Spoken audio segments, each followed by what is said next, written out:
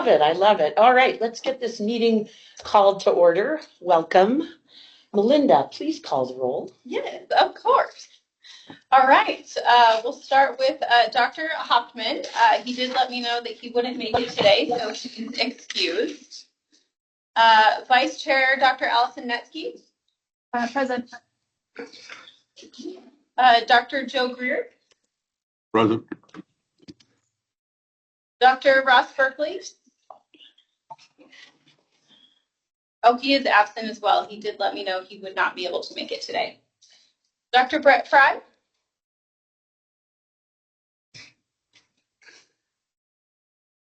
Dr. Fry, I saw you on Teams. Are you able to unmute? He's just unmuted. Are you here? Dr. Fry, for some reason I can't hear you.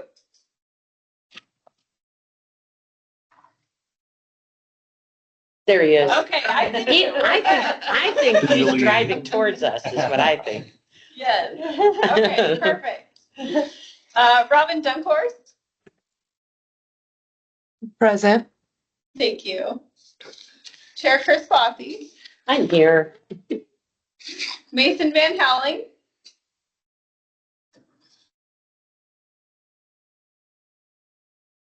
Mason, I saw you online. Are you able to unmute?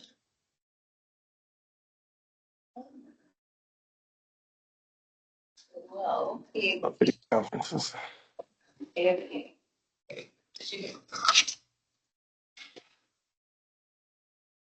right, Dr. Jeremy Kilburn.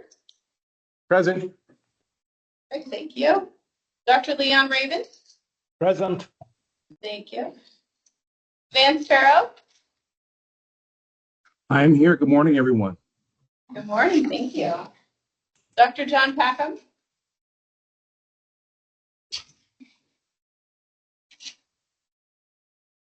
Okay, and Stacy Week. Here. Thank you. All right.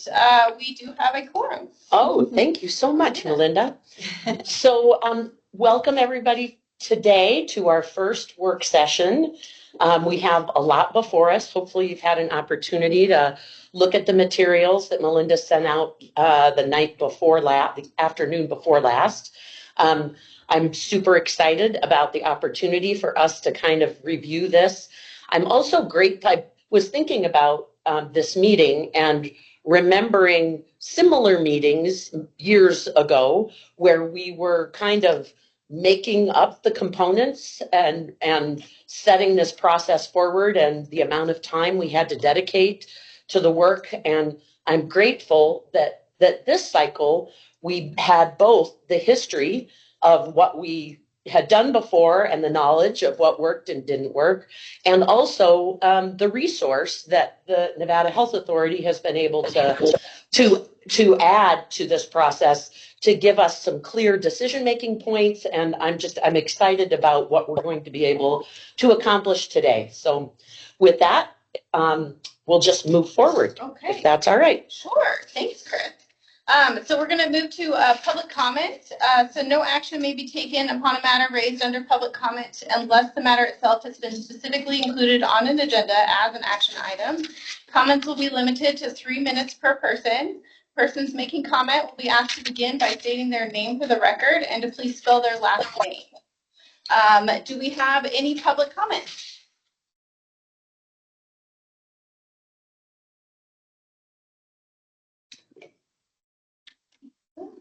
Hearing none, we'll go ahead and move on in our agenda. Okay. All right. We have the minutes before us. Is there a motion to approve the minutes from the last meeting? Leon Raven, for the record, motion to approve is written.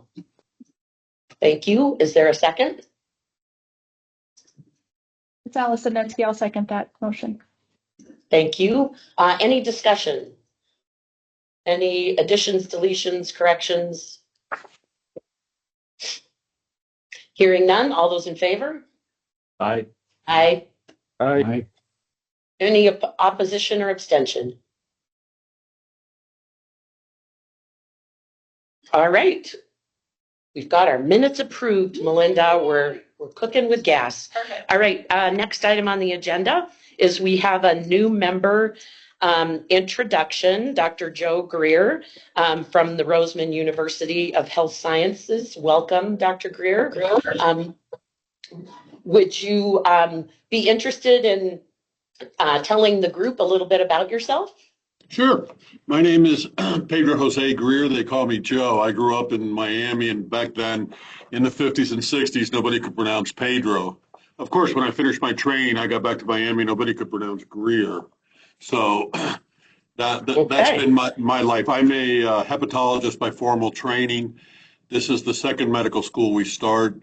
The first one we started was FIU, which is a public university in South Florida, with innovative programs. We started the first new curriculum in over 100 years, and we're trying to do something similar here. The opportunity in Nevada is spectacular to create new educational systems and have better quality physicians that we can graduate. So we're looking really forward to doing all this and working together with everybody. And the one thing that is, I just want to make it clear, we're not looking to run GME programs at Roseman, but I do feel that quality is an ultimate importance in what we produce to stay in our state. And as such, I think that all programs should have an academic affiliation. Does not mean academic control, just affiliation to be able to guide them along with it. Great. Thank you, Dr. Greer. I appreciate it. And I did want to point out, Dr. Packham has joined us here in the Reno office. And with that, I think we're moving on to our next agenda item. And Melinda, that's you as well, relative to GME program staff and vendor introductions, please. Perfect. Thank you, Chair. I have a short PowerPoint to share. One moment. We'll get everything set up.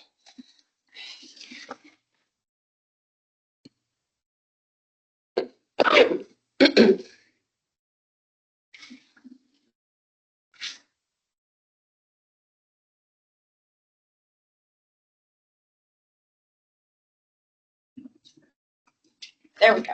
Okay. So we didn't get an opportunity to do this last time. I know Dorian was absent, and so I really wanted the opportunity to share with you all the support staff who are supporting this advisory council, and so you get to know who we are. So I'll get the party started. My name is Melinda Southard, and serve as the Deputy Director at the Nevada Health Authority for Community Engagement and Workforce Development. Prior to this role, I served as Deputy Administrator for Nevada Medicaid.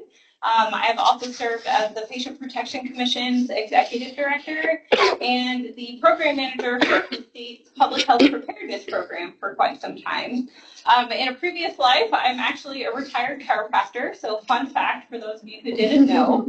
And so healthcare is near and dear to my heart, and I really enjoy this role and working with you all. So with that, I'm going to turn it over to Dorian to go ahead and introduce himself. All right, good morning, everyone.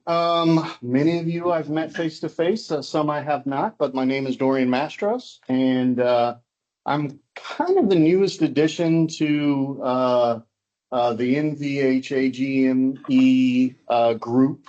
I have been with the state for 1 year as of today, and before that, I served in the military for 23 years.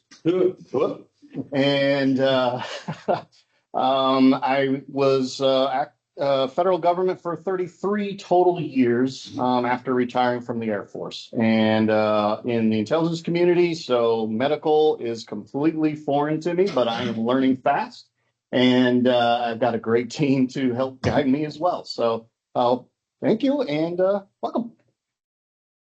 Great. Thank you, Dorian. And then Alicia. Alicia Roman. I am the Fiscal and Projects Officer here on Melinda's team, and this is an exciting opportunity for me. I worked for 23 years in the private sector, in operations management, worked in heavy civil construction, and then I moved over to the state and worked in various agencies prior to working with Medicaid, and I've had about 5 years now with Medicaid, and so it's been very exciting. Well, 4 years now with Medicaid, but 6 years with the state. So I've been getting a gradual education, and I will say it's a little bit like a fire hose when you work with Medicaid and some of the medical programs. It's incredible because there's so much you don't know that you don't know, and so it's a great team to work with, and I look forward to working with all of you. Great, thank you, Alicia. And now I would like to move into introducing our wonderful vendor team, Milliman, who is here to support us on all things GME. So I'm going to move into their slide, and I'm going to hand it off to Andrew. Sure. So first of all, lovely to meet everybody. Thank you so much for having us today. Really appreciate being with you all and being able to assist you with this project. So I'll introduce our principal. So Michael Cook is our engagement principal. He's largely the primary point of contact between Nevada and Michael. We've been assigned this work to work with you all, and we're thrilled to be able to help out. So I'll introduce myself. My name is Andrew Badaracco. I've been with Milliman for just under a year. But prior to joining Milliman, I was with the federal government in the Centers for Medicare and Medicaid Services for just shy of 15 years. In my role at CMS, I worked in the financial management group office related to all things Medicaid financial policy, whether it was funding, whether it was payment methodologies, GME, and we also did a number of grant opportunities as well. So just really happy to be with you all today and really look forward to helping out. And I'll turn it over to Luke. Yeah, thank you. Luke Roth with Milliman, based out of our Seattle office. I was just thinking about, I think this month is my 20th year anniversary doing work with state Medicaid agencies, supporting primarily payment system design for Medicaid payment systems, doing a lot of work around directed payments, supplemental payments, a lot of the kind of financing options, supporting provider taxes to help support enhanced funding for Medicaid.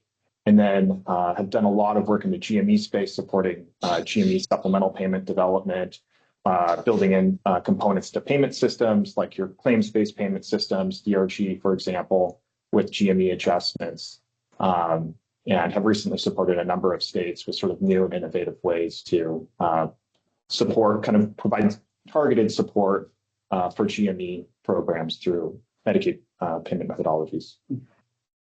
And also on our team who's supporting this work as well is Jeremy Hoffman, who's a consultant based out of our Indy Health office. Jeremy's an attorney by trade, spent a number of years with the Indiana Medicaid office, working on their Medicaid program, and also supporting his organizer. He's a senior healthcare consultant in the Seattle health practice, but he's been working in the healthcare consulting space for a number of years. And we're thrilled to have him on our team as well. So that's our team, and again, just looking forward to supporting this work however we can. Great, thank you all. All right, so with that, I wanted to move into the next agenda item, the overview of the grant timeline. This is just to set, a foundation for the work that we're going to be discussing today. Just one moment.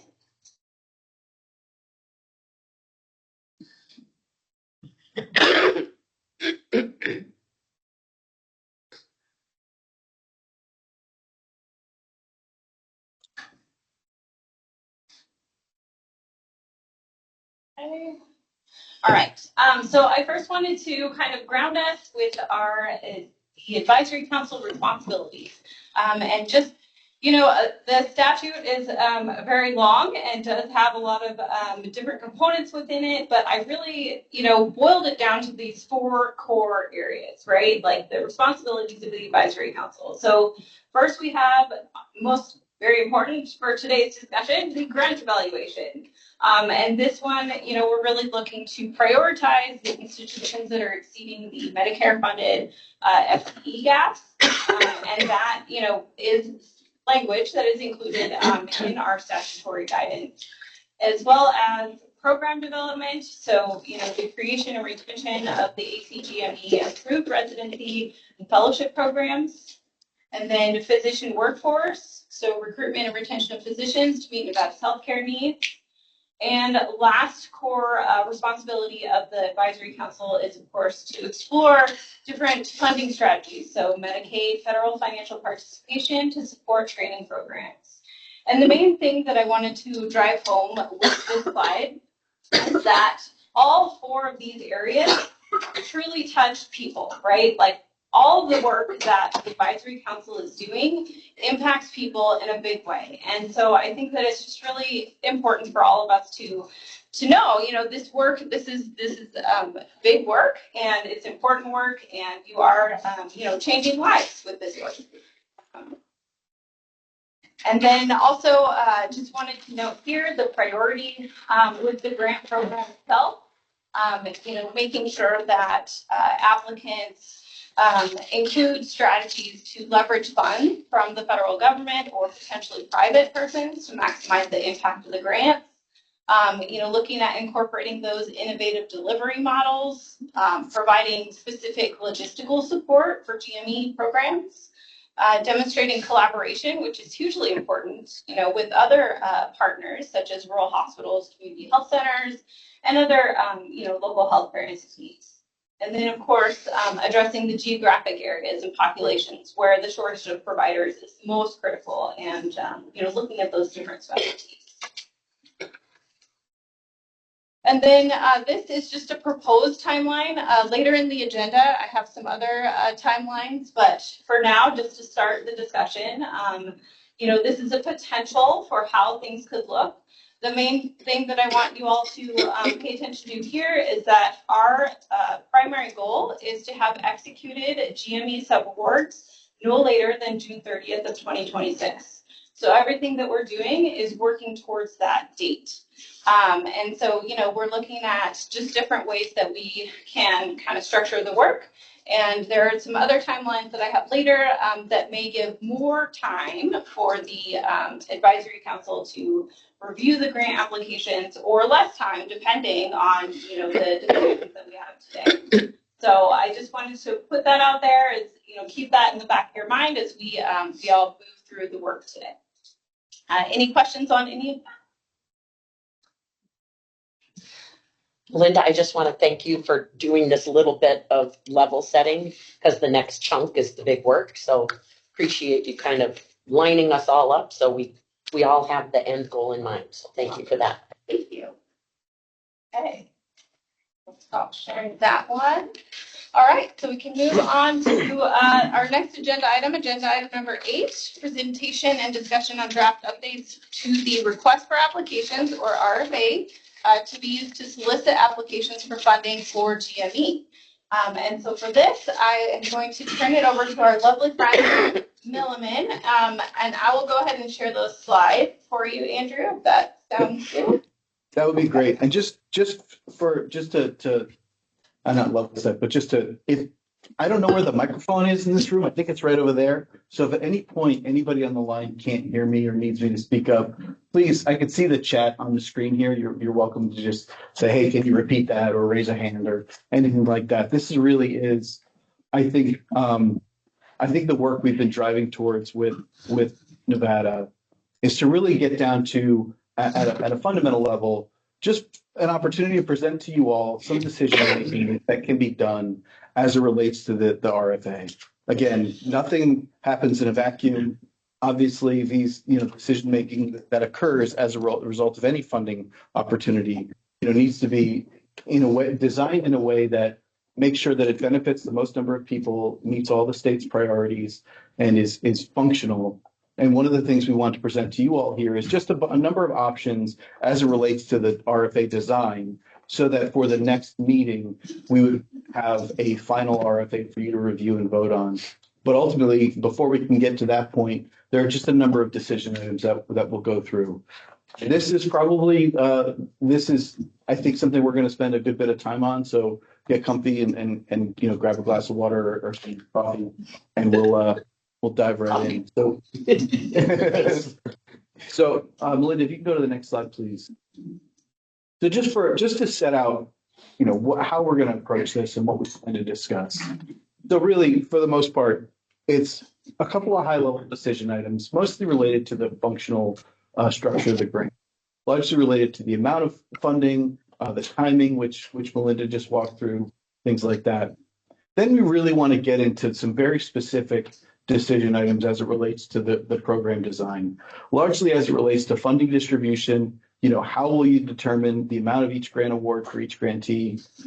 Establishing some boundaries for the priorities, because again, they're very open-ended, as you'll note, but I think what we're really interested in finding out from you all as the council members and the subject matter experts is, where are those primary areas of need that those priorities should really zero in on and focus on? Next, we want to focus on organizations eligible for the grant funds. Just be crystal clear in the grants who your grantees are and how you'd like them to be identified in the RFA. Finally, is a piece on transparency we'd just like to walk through with you as well. Grant funding optimization, which largely deals with how do we ensure that these funding for this grant award is used just for this grant award, and allowing other funding streams to do their work, largely related to the federal rural health transformation grants. And then finally, we'd really like to brainstorm with you and talk through how do we use the grant funds to leverage additional federal funding. As many of you know, Medicaid is a funder of a large number of GME programs in the state, as is Medicare. And so figuring out how do we make sure we're doing due diligence to leverage those funds appropriately to make sure that these grant funds can be sustained in the long term, using those and being turned over into those other programs. So with that, let's go to the next slide. And I think we can go one more now. So to start off, just to kind of level step, when we were brought on board with Nevada, we were given a draft RFA. And so a lot of the assumptions that you'll see in here, so throughout the slides, you'll see discussion of current RFA, which is the document you all have in your packet. And it really just outlines what was in that RFA as we initially received it, and then what changes could be made. So that's how we're going to go through this. But really the work that was requested from Nevada was for us to come in and propose, or at least to help think through a new revised scoring matrix. So something that really lays out some clear direction, something that would hopefully make it easier to score the grant applications. It was requested that we provide some clearer differentiation between activities being funded under this funding opportunity versus other funding opportunities. So as I mentioned before, where there are Medicare reimbursed GME slots within the state, making sure that those slots retain that Medicare funding and that this funding might be reserved for things that aren't otherwise funded. Next, we were asked to include a long-term vision to incorporate more federal funding, as Belinda mentioned, into this grant year, future grant years, and to find a way to wrap in Medicaid funding. A large reason we talked so much about Medicaid in our intro is that background really comes into play there. Next, we want to talk, we were asked to incorporate community providers such as FQHCs, RHCs, community practitioners, and clinics in the funding opportunity, and finding ways to make sure that those provider types are wrapped in. And then finally, we were asked to identify and prioritize high-need specialty and subspecialty care providers. Again, you'll see in the RFA, there have been some specialty and subspecialty care providers included, but I think what we're really looking for from you all is helping us to fine-tune that and make sure that we have the right mix, the right list. If there's a source we can point to that is ideal for where we can identify those high-need specialties so that there's no confusion, we'd love to have your feedback and your input in that space. Next slide, please. So just to level set again, like this is mostly level set until we get to the discussion pieces. So the way the RFA was initially put forth when we first received it, the current proposal had a December 3rd publication date, which would have been today, and I think that was nerve-wracking when we saw it. The application due date was January 16th. The award date was going to be May 8th, and the available funding was going to be about $15 million. It was going to be exactly $15 million. As you'll see in the document that you have in front of you, the new proposed publication date would be February. And so I think to Melinda's point, just to make sure we have time so that you all have opportunity for input, so that the grantees have opportunity to do their work, and really to build in an appropriate timeline for grantees to submit for the council to review and to make sure that everybody has a chance to do their best work when it comes to the grant submissions. And then finally, working with Nevada, we were able to identify that the actual funding available for the grants is $15.8 million. And so making sure that we're leveraging all the dollars that are currently allocated for this project and determining as well within this group, is this should we be targeting toward that $15 million? Do we think that within that $15 million, we can fund a sufficient number of grant opportunities? And so all these things this is just level setting so that we have a basis of truth to move through the rest of the discussion.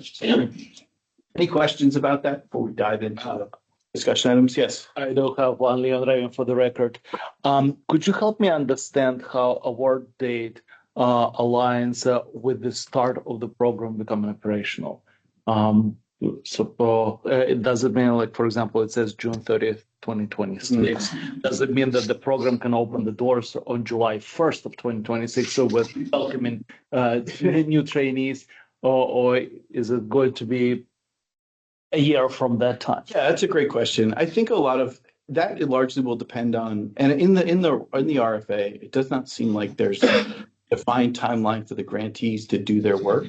All that really sets out is the timeline for the council and for NVHA to do their work to get the grants out the door. So it's like with most federal grant funds, there are, with federal grant, I worked in federal grant funds, so apologize if I keep saying federal grant funds.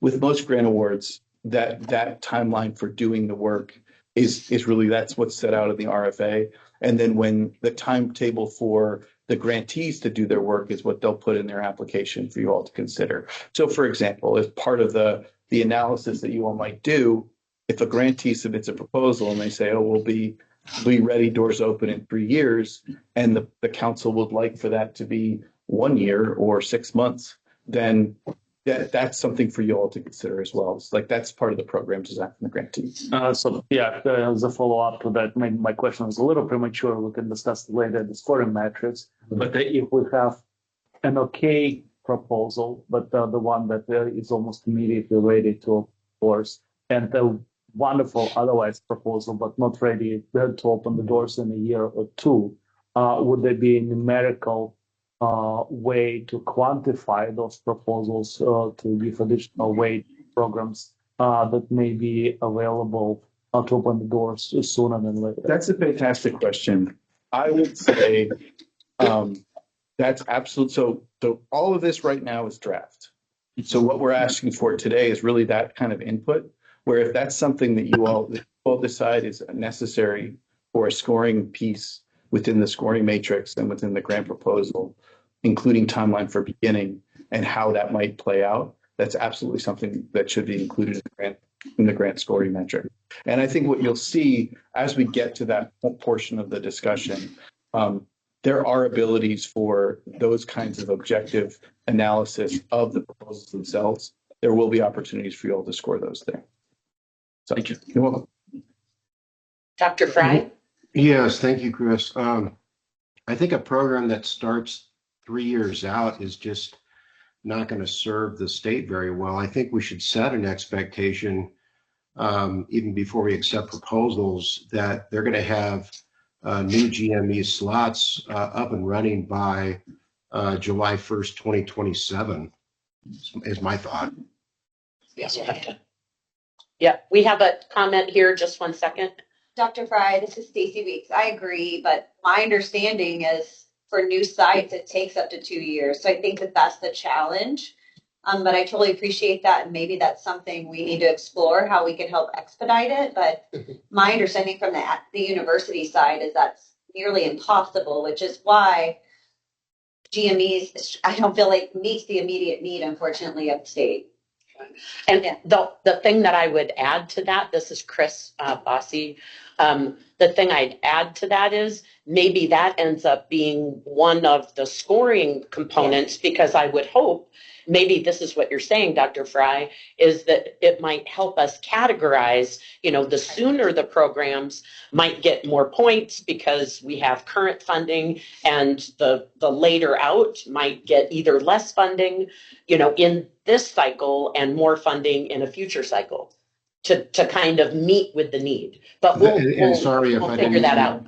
Yeah, that's exactly what I was trying to convey is maybe a bracketed approach, Stacy, where folks that are envisioning a new GME program, the expectation will maybe be 2 years out, whereas those that already have an established program or expanding slots would be 1 year out. Yep, there you go. So Vance was next, and then Dr. Greer.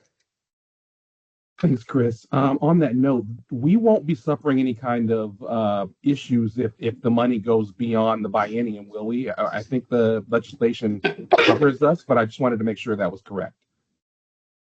The funds don't. Yeah, the funds don't are roll able to the carry check. you over. Yeah.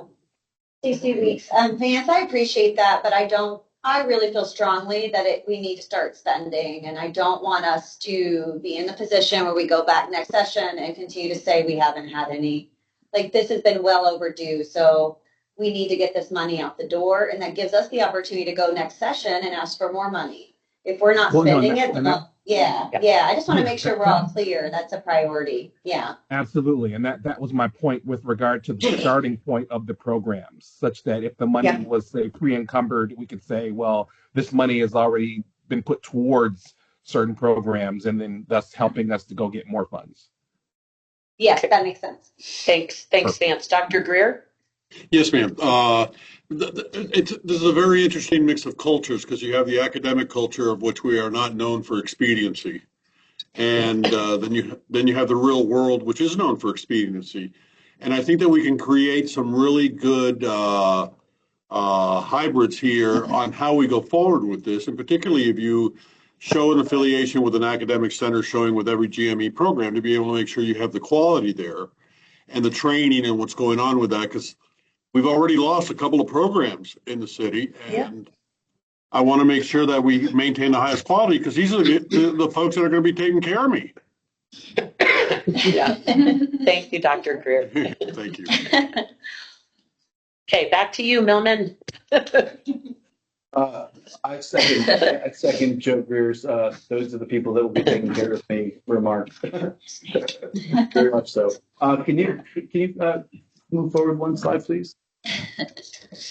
So first of all, I'm really excited, I think, for this portion of the discussion, because this is largely where we are going to start really kind of fine-tuning what is in the RFA itself. And I think just hearing the strong back and forth just in sharing of ideas, I want to just encourage that here as we go forward. This is really an opportunity for you all to have a tremendous amount of input in the design of the structure of the RFA. And we don't want to curtail any sort of. So really, what I want to just make sure we impress upon at the start is these are options for discussion. They're not set in stone. We really want input and feedback on the design and structure. So with that, I'll just launch right into it. So first and foremost, it's a good problem to have. We have $15 million in grant. $15.8 million in grant funding to distribute. Under the current design, it seems like the application scores determine the best proposals and align with state priorities. And the GME Council retains discretion and subject matter expertise to review and make final recommendations. There does not appear to be any information in the RFA at present about how much each grantee or how much each applicant would be expected to receive. So under normal circumstances, for example, if you were putting out a grant and you said each awardee would be expected to receive $5 million under the proposal, you have 3 awards you can give out. And so just understanding that design and that structure and not being really familiar with how the council made those decisions previously, one of the big items we wanted to put forth for you all to consider is there a way, because this, again, as I also understand, $15 million is more than the council has distributed in the past. And so with this size of funding and with this amount that might be distributed, I think it's worth stepping back and having a conversation about how does that funding get distributed and how are awards determined? And so I think first we want to just talk through option number one here, which we talked through with NVHA, which is determining an amount per grantee. So do you all have an idea in mind about the number of potential grantees that could be awarded under this opportunity? Like, how many typical awards does the council typically give in prior periods? So, Dr. Fry, you had your hand up first, then Dr. Greer. Oh, thanks, Chris. So I had some thoughts about this, and really taking a big step back, I think we're talking about how efficient any given applicant can produce a doctor, right? I mean, that's what we're talking about here. And so efficiency is important, perhaps rather than just a finite number of grants or a hard stop on 150,000 per resident. We should be talking about a not to exceed any given application. So, you know, and I'm just throwing it out there like a not to exceed 2 or 3 million. So there wouldn't be anybody that gets more than 2 or 3 million, and they would have to be efficient with that award. That's just an initial thought. Thank you, Dr. Fry. Dr. Greer? I agree. I think it's a position is very well taken. The other thing that I have a concern about is starting programs in the rural area. They aren't going to start as quickly as in your urban and suburban areas. And we might have to look at some leeways there, being that that's an area of great need. But along with that, I agree. I think it should be a range that we offer and not limited to that, and looking at what each individual program needs. Is there any, like, within that, if I could follow up on that, is there anything within considering the range, and I think that's a very worthwhile suggestion.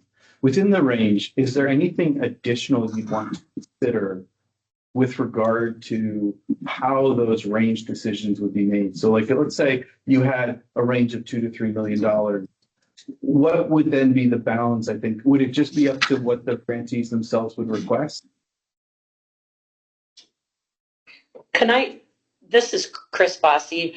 I don't know, Dr. Fry, do you have that information? What I have seen historically, and if we go back to the history of the grants, they range wildly. If you're talking about a fellowship that's only going to have 2 FTEs, and historically this grant fund had been focused on startup. So I was going to ask that kind of a little bit later, but maybe now is the right time. It really depends how we intend to characterize the purpose of the grant, because if we're only talking startup and maybe first 2 years of operation that we want to consider in the grant application, then we might see proposals in the range of 500,000, and we might have 30 of them. I'm being silly, but we'd have a lot of really small fellowships and maybe a couple of chunky net new programs that need 15, they're programs that require 5 residents a year, and it's a 4-year program. So it might be 20 that you have to have really to have a solid program. So I think they will range. And so the capping, maybe we have an overall cap. We consider an overall cap like Dr. Fry indicated, or some, but I do think we zero should be from 0 to whatever the amount is, with all the eliminations of expenses that can't be included, which I thought was great in the materials. And then, as long as the expenses meet the objective, then we kick it around. Anyway, I'll stop now. I'm talking too much. Vance, did you have something you wanted to add? Thanks, Chris. I was just like you touched on it.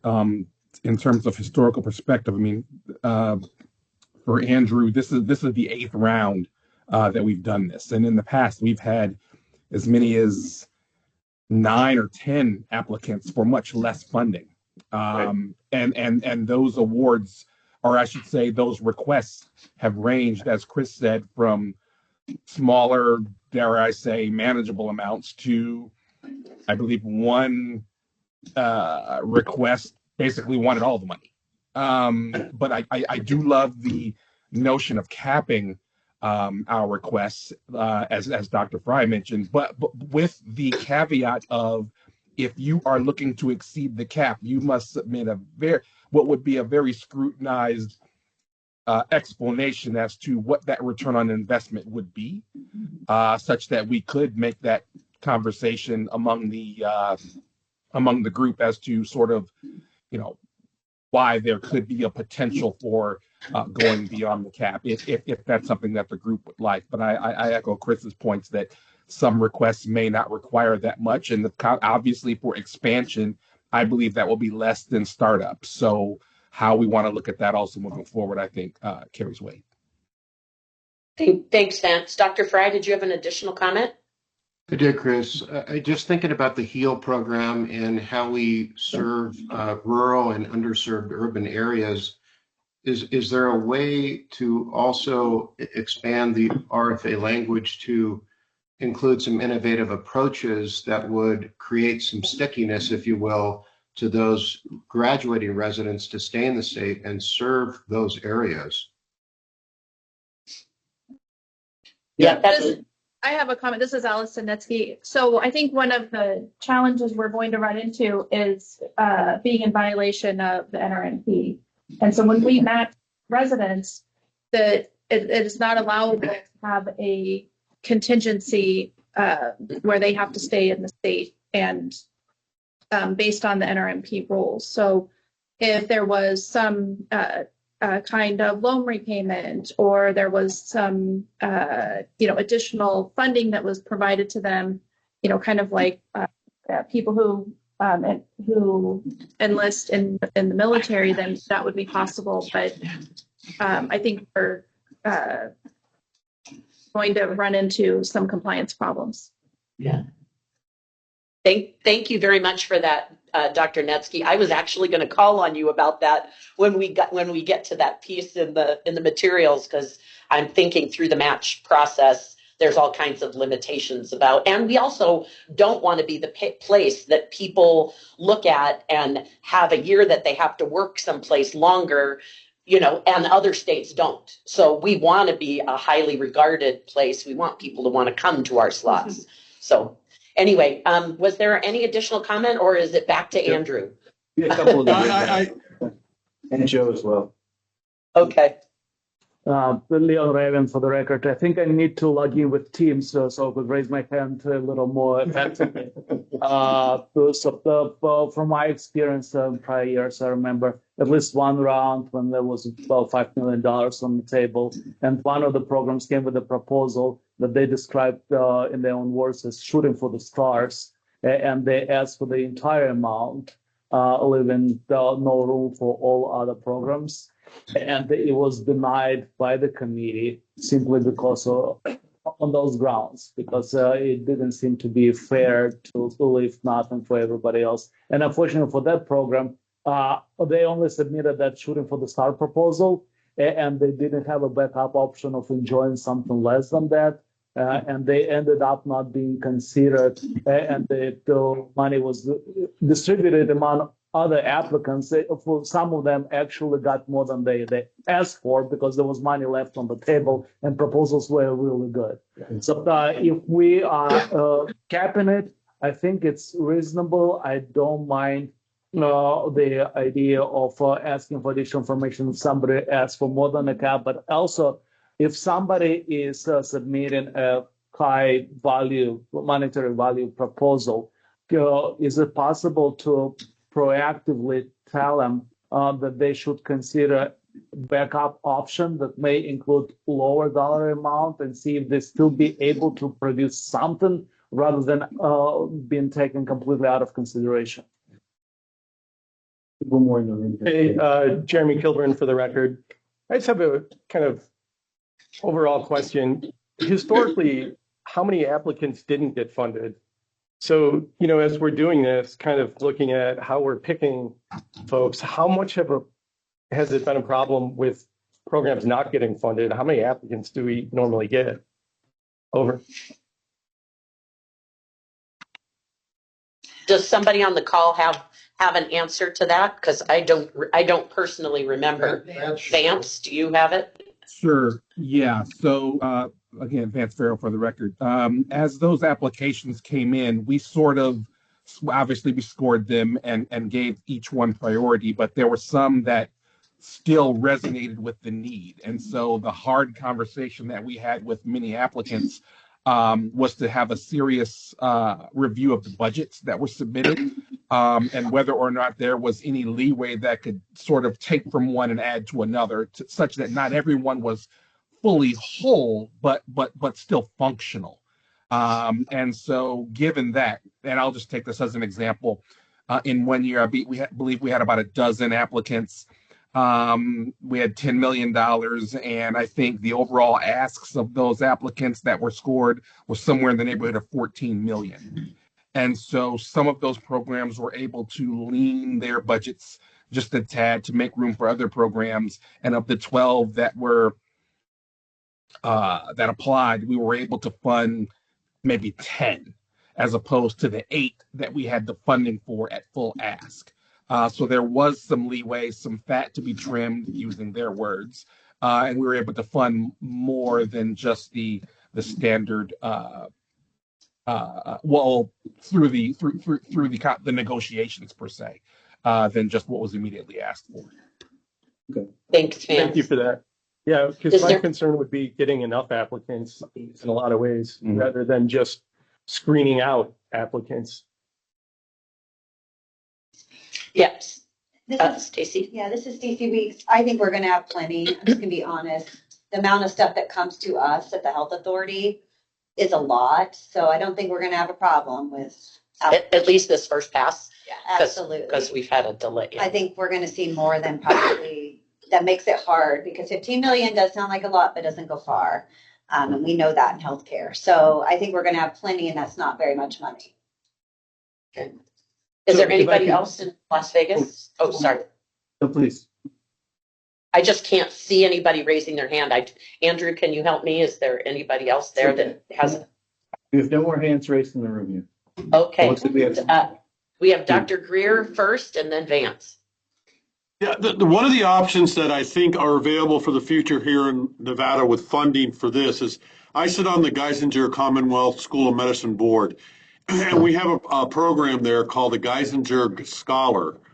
And what it is the health system itself, after the third year of medical school, will identify subspecialty needs, students that are interested in it. They go do the training within these programs, but then they're guaranteed that they have to work 4 to 5 years at the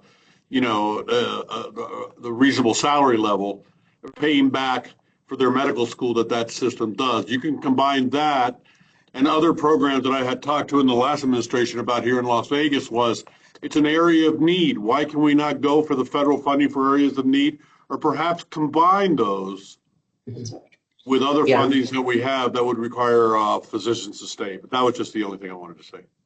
No, that's great, Dr. Greer. Thank you. And maybe, Stacy, we could potentially use some of the funding that's available in SB 5 for loan repayment kind of thing. I thought that was workforce related. I don't know, but that would, I mean, this is GME, so this is about setting up programs to train doctors, but I do think there's other buckets that we might strategically set up opportunities. I don't know if that's the only one, maybe the rural health transformation funds. But if the health system has GME, the student can come do GME there or elsewhere. They'll repay their medical school. However, they get a doctor that stays with them. Luckily, hopefully, if they come in and do their training at that center and they learn the system. Okay. Yeah, so you're describing outside the match placements. No, it could be within the match.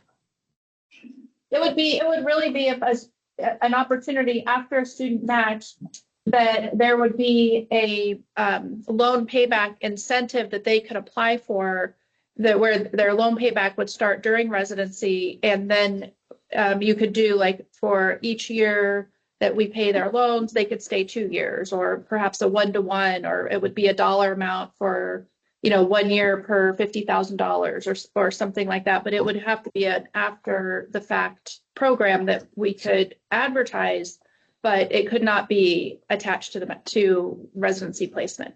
No, it cannot, but it motivates students to come back. Right. And one of the things that Geisinger does too is that you can say, We have these slots available on our GME. You can apply for them through your match. But anyways, I'm just looking at a way to increase the physician workforce population. No, that's great. Stacy and then Vance. I'm sorry, I think I jumped. Oh, Vance. So go ahead, Vance. Vance, sorry.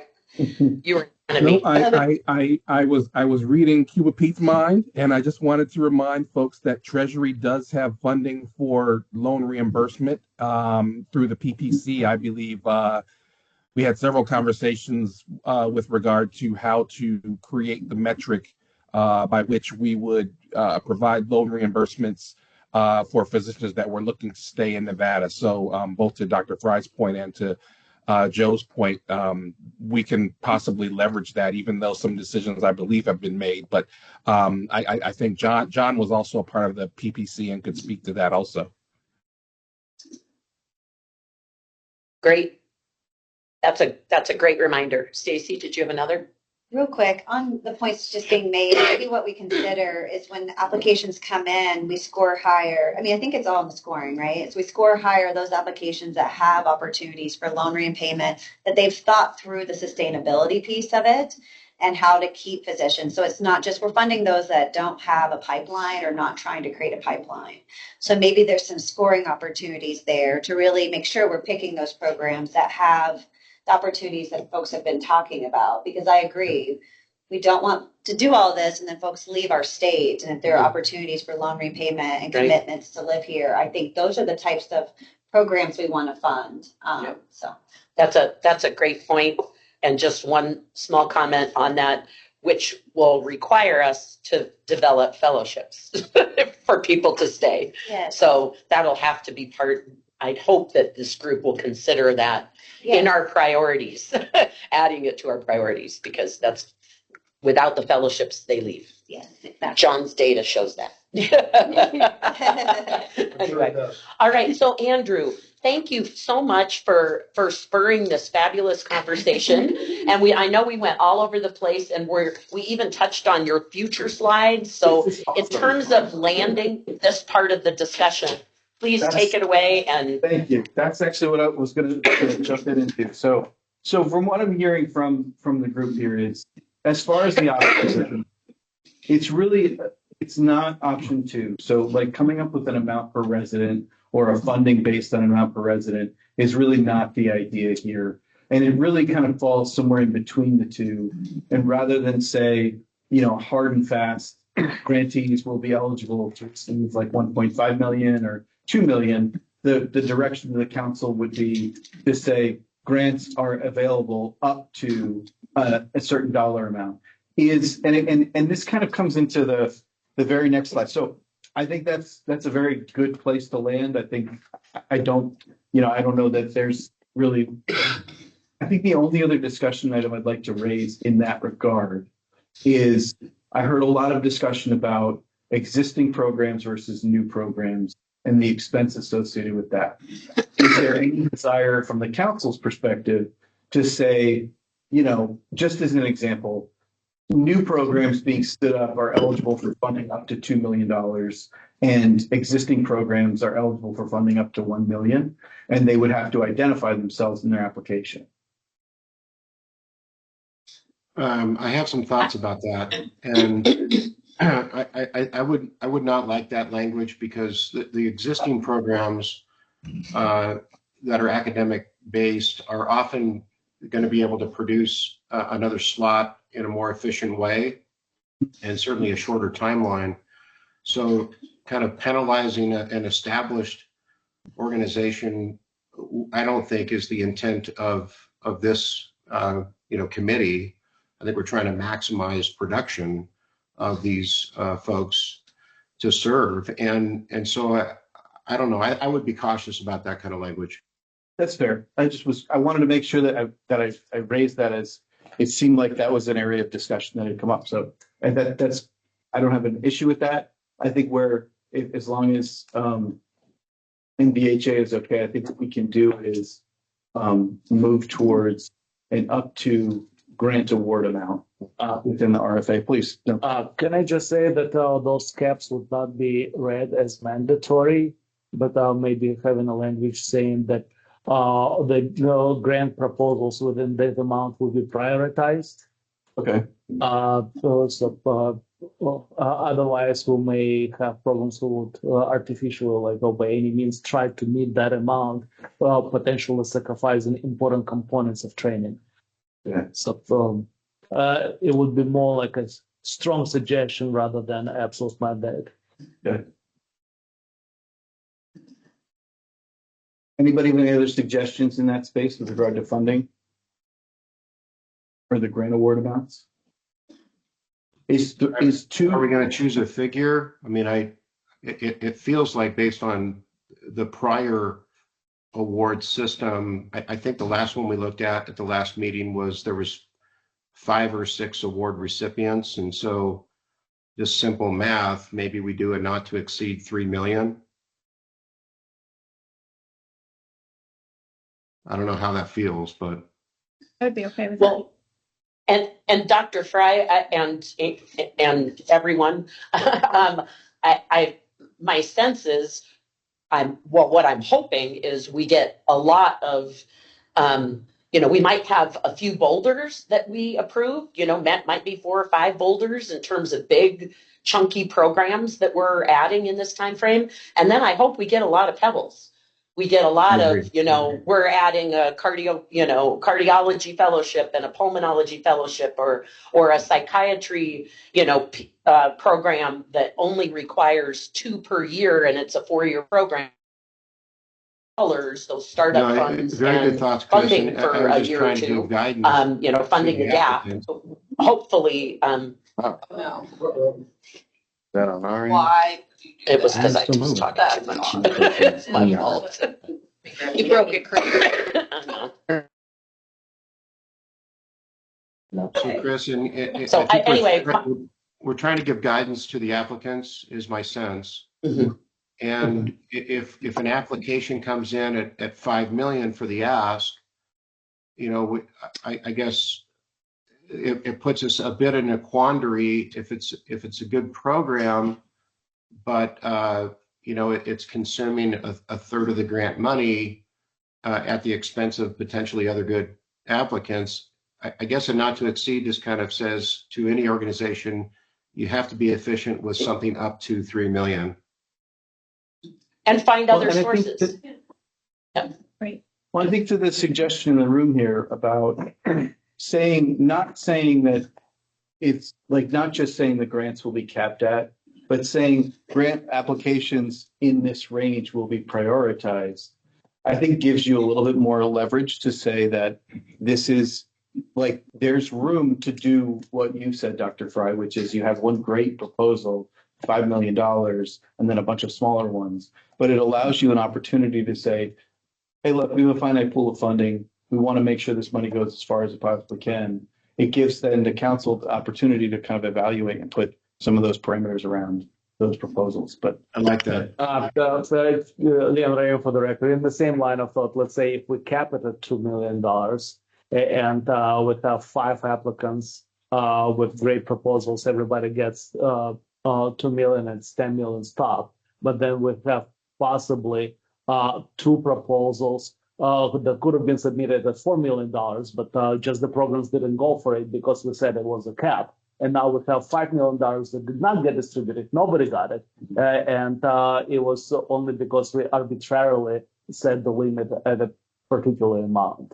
So with this idea of having prioritized grants, I think it still opens the door for other proposals. So if we have money left on the table, we may as well consider how to give it to potential applicants who may not fit within prioritized cap. Our video, we lost the connection for just a minute. Was there some discussion around where that cap should be set? Yeah, it froze.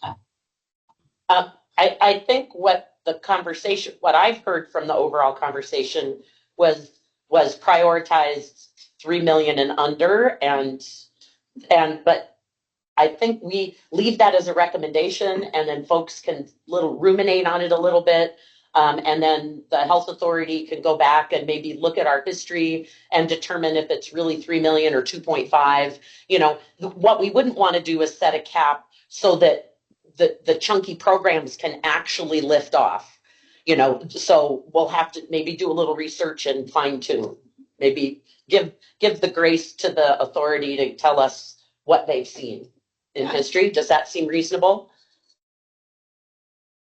It does, Chris. And, you know, maybe the dollar figure is not so important, and that is just a list of how we are going to prioritize, right? We're going to prioritize underserved. We're going to prioritize fellowships in demand. We're going to prioritize expansion of necessary pediatric slots and, you know, underserved. So anyway. Yeah, the magic will be in the priority setting for sure. Okay. Oh, Dr. Greer. And then hopefully Andrew to move on. Go ahead, Dr. Greer. Oh, you're on mute, sir. I was just looking at, as we set for these applications, and we are talking about vulnerable populations, there are certain systems that do not have continuity clinics for uninsured and Medicaid. So it becomes important that we're aware of that too if we're really serious about taking care of the vulnerable populations, unless they're willing to take care of the patients that they've already had. Good point. That might be a priority point. Yeah. All right. Okay. Thank you all for that discussion. Again, I think we have a number of these, and so I just wanted to highlight that this is exactly the kind of feedback we're looking for. And so thank you all for that discussion. Melinda, could you go to the next slide, please? I think, so as part of this discussion, we really hit on a number of these items, but I just want to make sure that we're putting a fine point on it as far as, you know, I think that what I'm hearing so far, and I can just summarize these 4 questions for you all. It's really about once you define the funding level and say it's up to this amount, the scoring and the whether or not the grantees hit those priorities is really the most important thing. And so I think we've actually hit on all of these. I think question 3 is about differential between newer expanding existing programs. Adjusted funding based on relative scoring, I think, is the only piece. And what I'm hearing is that, you know, once grantees submit and if you evaluate their proposals as being good, worthwhile proposals, and their funding level is below that $3 million request point, then in all likelihood, they would receive that funding. So I don't know that there's anything open that we need to discuss within these 4 questions, but I just want to highlight that I think we've touched on all of them already. So, Dr. Fry is a question. I would just add that regarding number 4, we all know that producing a fellowship is just a categorically more expensive. So $150K per resident per year is probably not going to hit the mark, and we need to be mindful of that. All right, so I think we can move on to our next discussion items if there are no more funding level comments or questions, but I want to make sure that everybody's had a chance for input. So could I just ask a question? This is Gabe Blythe with the Attorney General's office, for the record. Melinda, I am just wondering, I know that these are all identified as action items. We've had a lot of discussion. We have not had necessarily votes. Are you going to be looking for any votes at any point related to these discussions that we're having?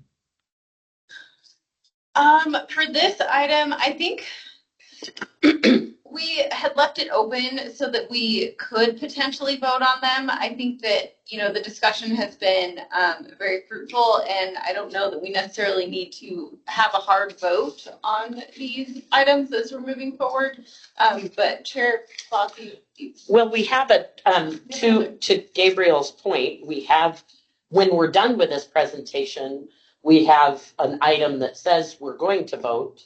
And so do we want to go through all of these and see if we can, if it feels like we can summarize our key recommendations for each of these and then go through a series of votes in item 9? Or are you saying it would be better that in each of these categories we vote? I just think it'd be helpful if at some point there is at least one, if not multiple votes that are allowed. Okay. I mean, this has been agendized as a as an item with possible action, which means which encompasses potential votes and expressing it with more than just the deliberation that's occurred. Okay. Thank you. So Andrew, would it work for you if we summarize each of we go through this process, we get to the end, and then we go through a series of votes for each of the priority areas? Because I think we came up with a conclusion on the first one, and then we go through each, or do we want to vote after each one? I mean, I don't really have a strong preference. I think I'm looking at a clock on the wall here and I'm thinking to myself, like, and there are a number of these discussion items. I'm wondering if it makes sense to, while it's fresh and while folks have a moment to consider, if we want to raise it here, but if people need more time to think, I certainly wouldn't be opposed to raising them at the end.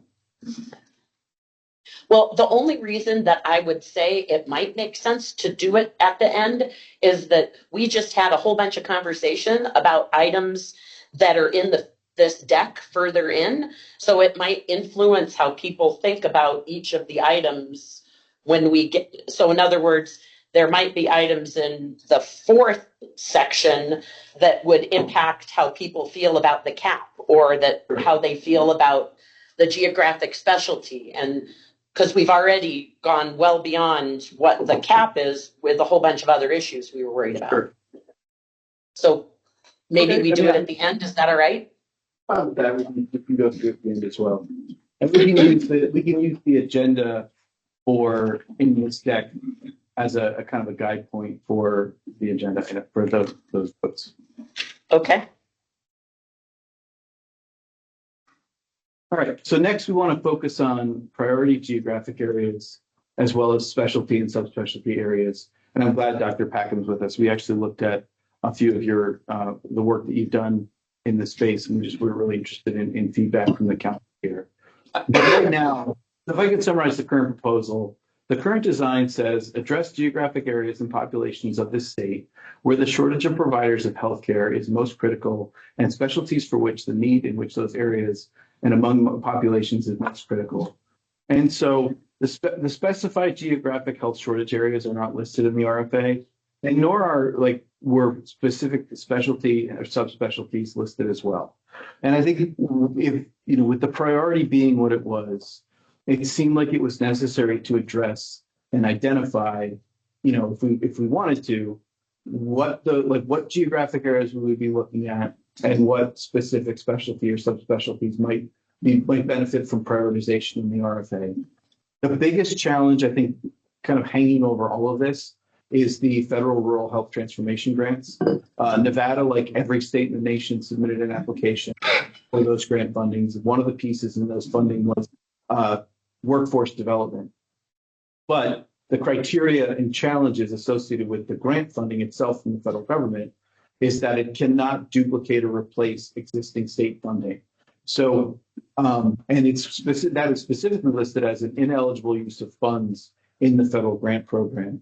So we're at kind of this interesting crossroad in which we do not want to penalize future Nevada with current state decisions as it relates to grant programs. So we really want to make sure that is foremost in terms of how this design is shaped, especially with regard to those services provided in rural geographic areas.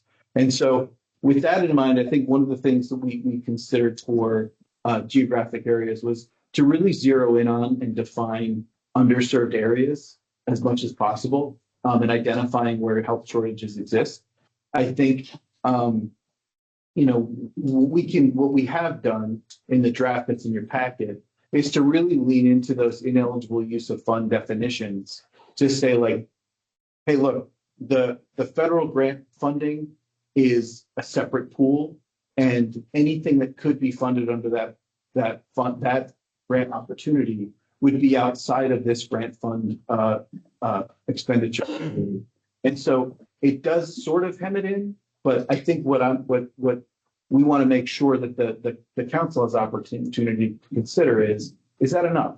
Is it sufficient to say that kind of blocks out that funding opportunity, or should that go further? And I think secondary to that is really the identification of specialty and subspecialty providers. Working with NBHA, I think one of the few of the groups we identified was OBGYN services, primary care, and pediatric care providers. But we know there are more. I think we just really wanted to lean to the council's experience and expertise. Is there a more comprehensive list that we should be including? And that would allow for more programs to say, hey, we're specializing in this group of care providers. We're specializing in, mental health counseling. We're specializing in, any sort of, we need pediatric neurologists, for example. So just wanted to open that up for discussion and just see, are there any initial thoughts about specifically defining the geographic area and then putting more parameters around the kinds of specialty and subspecialty providers that should be funded under this opportunity? Thank you, Andrew. Can you look around the room and see if somebody in Vegas has their hand up? Of course. Because I feel like they've been last. Sorry, I'm looking this way. I apologize. No worries. Jeremy Kilburn for the record. I would suggest that we put some prioritization on fellowships and residencies that don't currently exist in the state. So just off the top of my head, urology, vascular surgery, cardiac surgery, there's no option for physician trainees to stay in the state in those specialties. And so while there might be an absolute greater need for specialties in, let's say, ENT or something that already exists, I think we need to prioritize specialties that currently don't exist for GME training. Over. This is Allison Netsky. I agree with Jeremy's comments.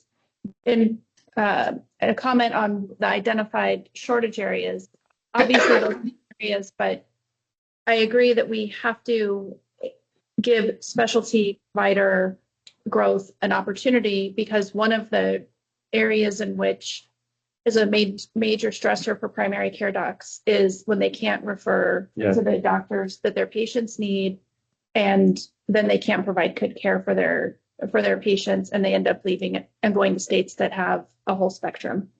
And so we hear this over and over again about how it's too stressful to practice medicine in an underserved area because they don't have the full spectrum. And so I think that we would be, limiting our success potential if we did that. Leon Raven for the record.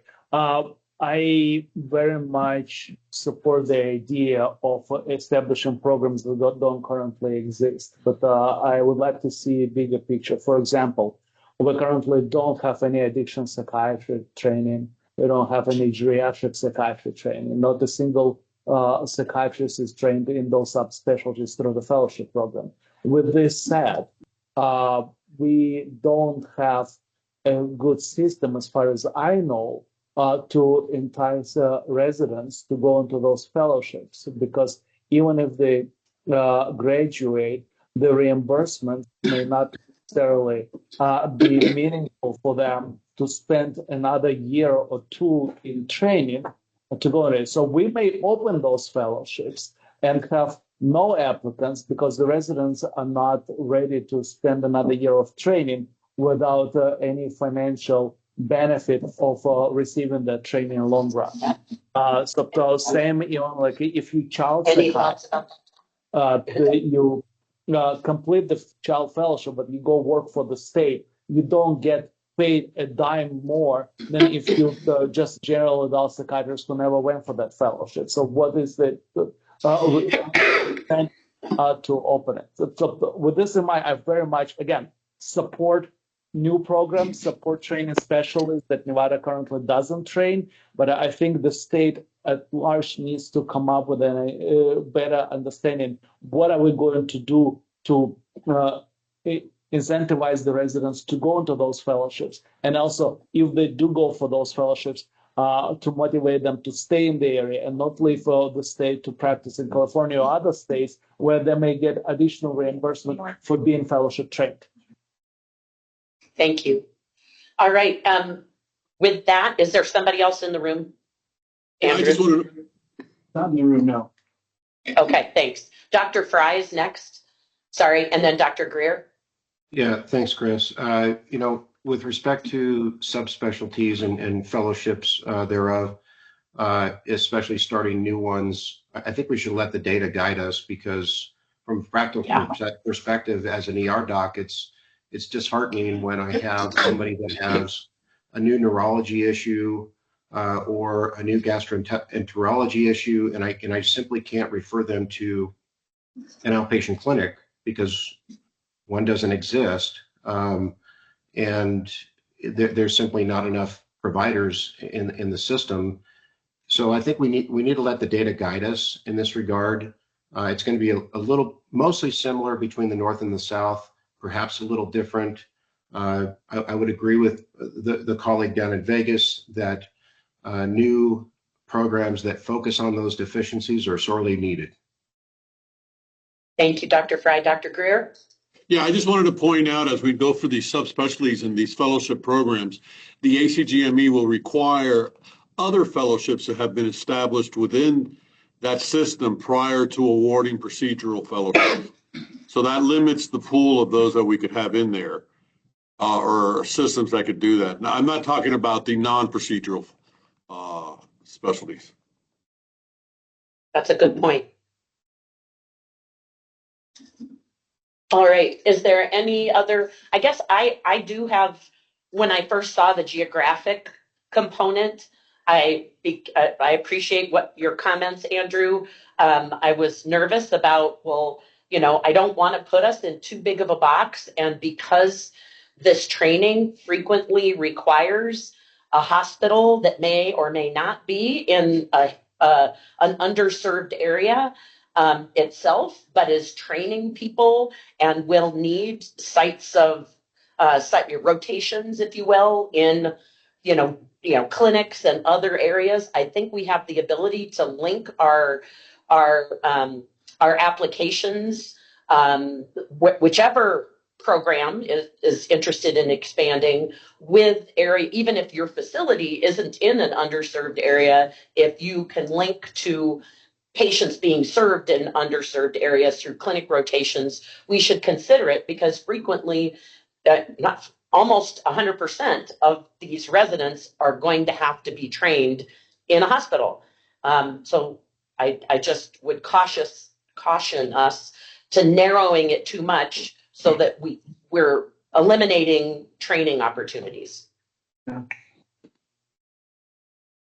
Is there anything? So in terms of this, do we have a recommendation? Because Gabriel is going to ask us to vote later. We need to make sure we know what we're supporting. I want to make sure we know. Are there pieces in here? We like the list. I heard support for OBGYN, primary care, and pediatric providers, but maybe the list is too short, or maybe we want that list and we want to add the red list that John provided that's at the back of the document. Dr. Fry? Oh, sorry. I just was going to add, I don't have this data at my fingertips, but I've got at least a decade's worth of data that can speak to the issue of those physicians leaving the state for fellowship training and the type of fellowships they're going to. So that would be really helpful. I could get that to the group in a week or so. that would be wonderful. And I think, Chris, what I'm also, just to tack onto your summary, I think what I'm hearing is, as well as, in addition to that list, a few different things. Number one is prioritizing positions and residency and fellowships where those positions don't currently, like where they don't exist right now. And so that, I think, could be a data point that you collect through the application and have the applicant tell you all, what are they going to focus on? What are they going to prioritize, and have them identify how they're going to identify them and where, what support they have for including those individuals as well.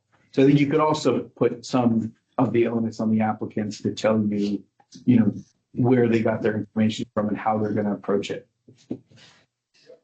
Okay, that sounds good. Dr. Fry? Thanks, Chris.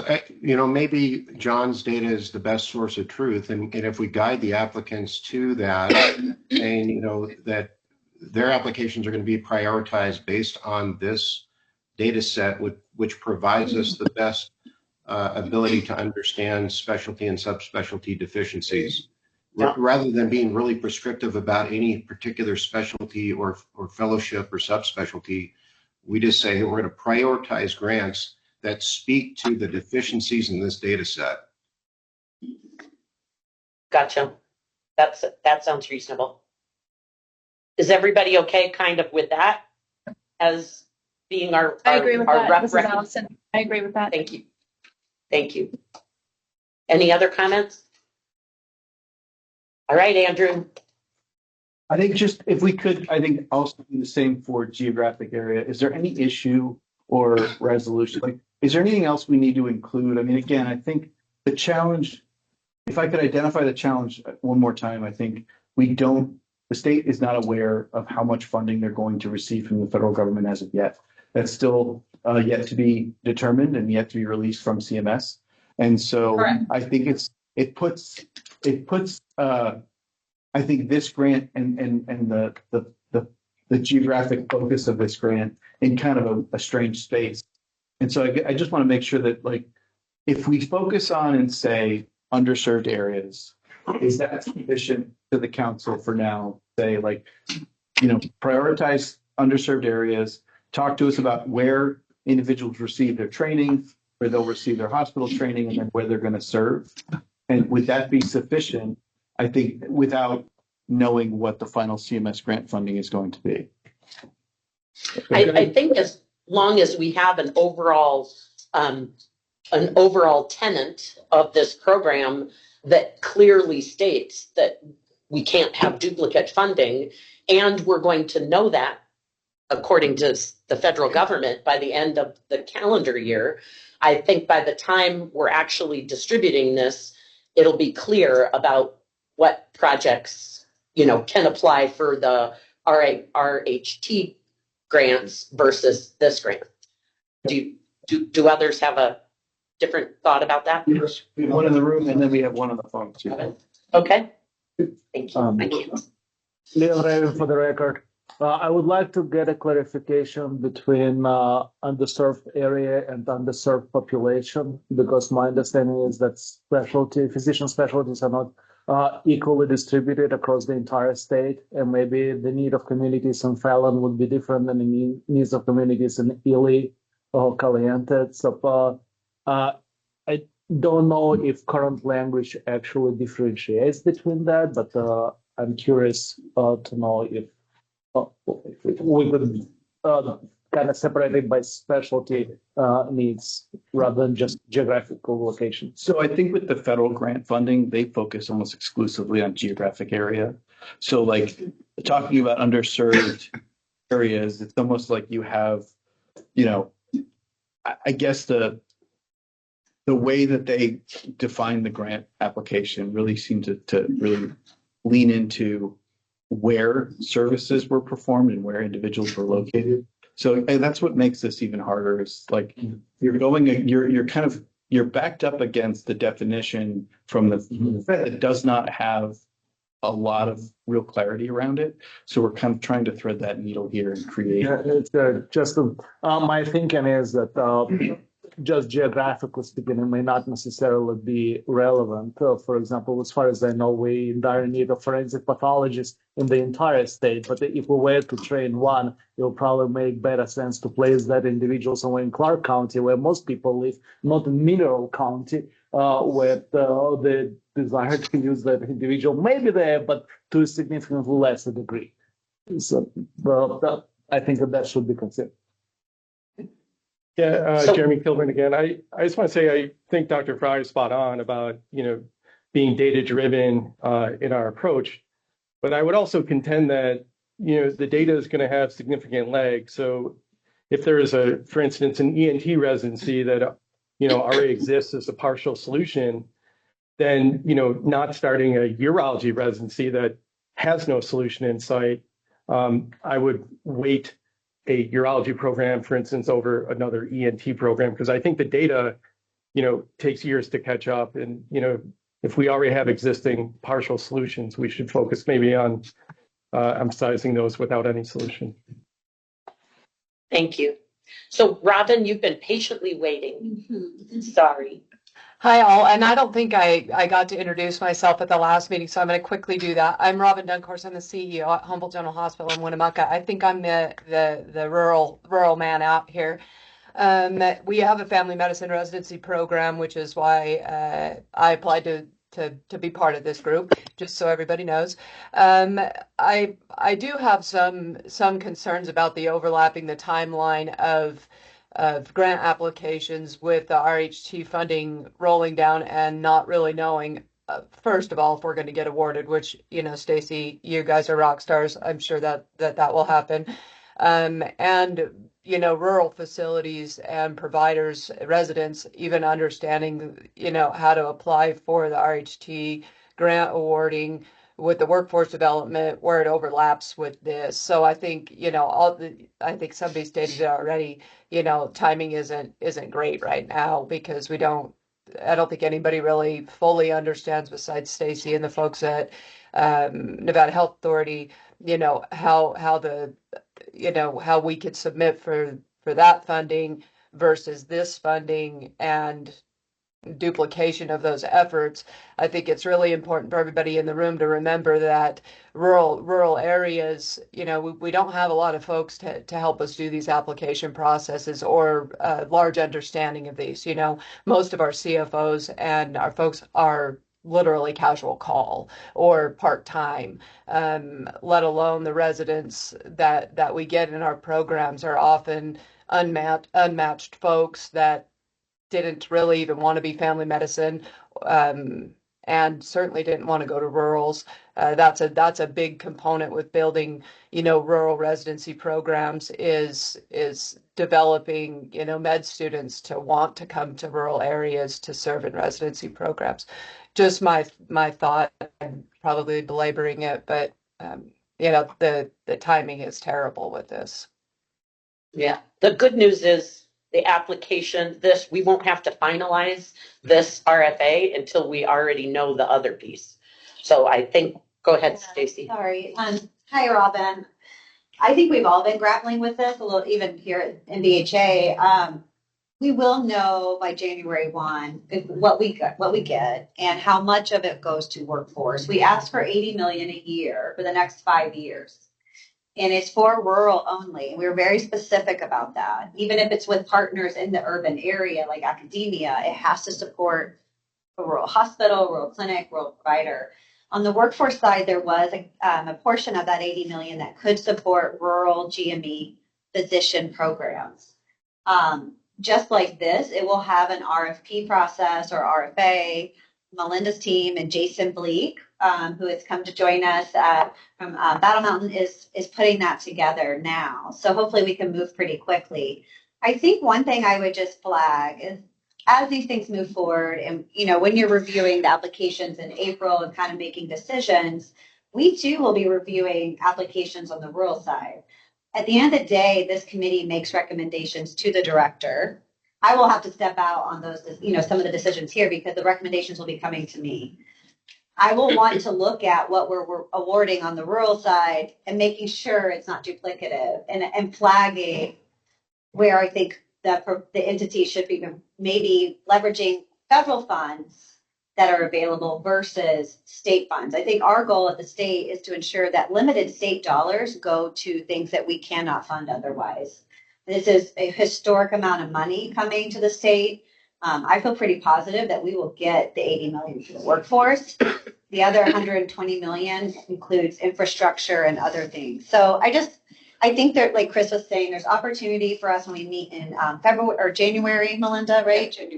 January to talk about the money and how we see it and helping guide providers that want GME funding for the next 5 years to the rural versus the urban or the other opportunities too. So Robin, I know that doesn't maybe answer it completely, but I think there's opportunity in January for us to think through how that would work. Okay, yeah. A really quick question on that, Stacy. Is the RFA process for the RHT funds similar to this process? And is the Nevada Health Authority going to triage that? So is it easier to, instead of it having to come to this group, get declined, have to be pushed over to you? Is it easier for Nevada Health Authority to triage that to the appropriate spot, one application?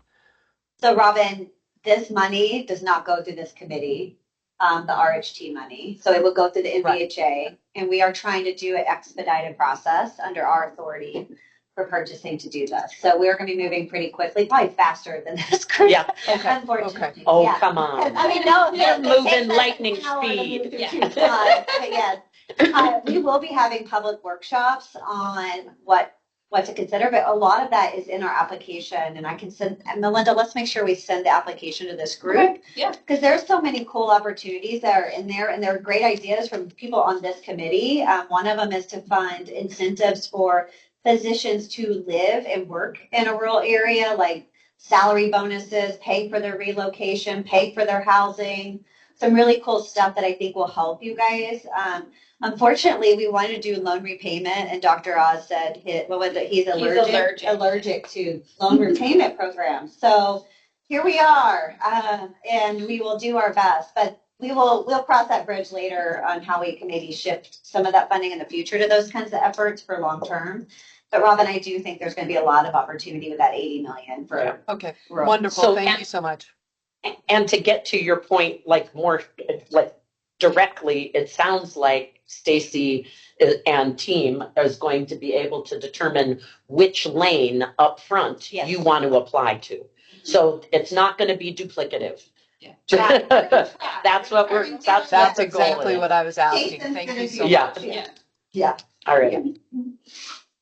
So if I could So, summarize Andrew. it, so if I could summarize where I think we landed with the geographic area, it sounds like the way that it's hemmed in and defined in the RFA as it stands, or at least the way that this option kind of lays it out, just to include some language about the RHT grant funding and discussing it as ineligible uses of funds. And we included a slide toward the end about optimizing grant funds that talks specifically about decision making about some of that overlap. And potentially having that rest with NVHA. And so we can go through that in just a minute. But I think as it stands, it sounds like we're kind of in a place where we're comfortable with having the RFA include some boundaries about the geographic area as defined in this option here.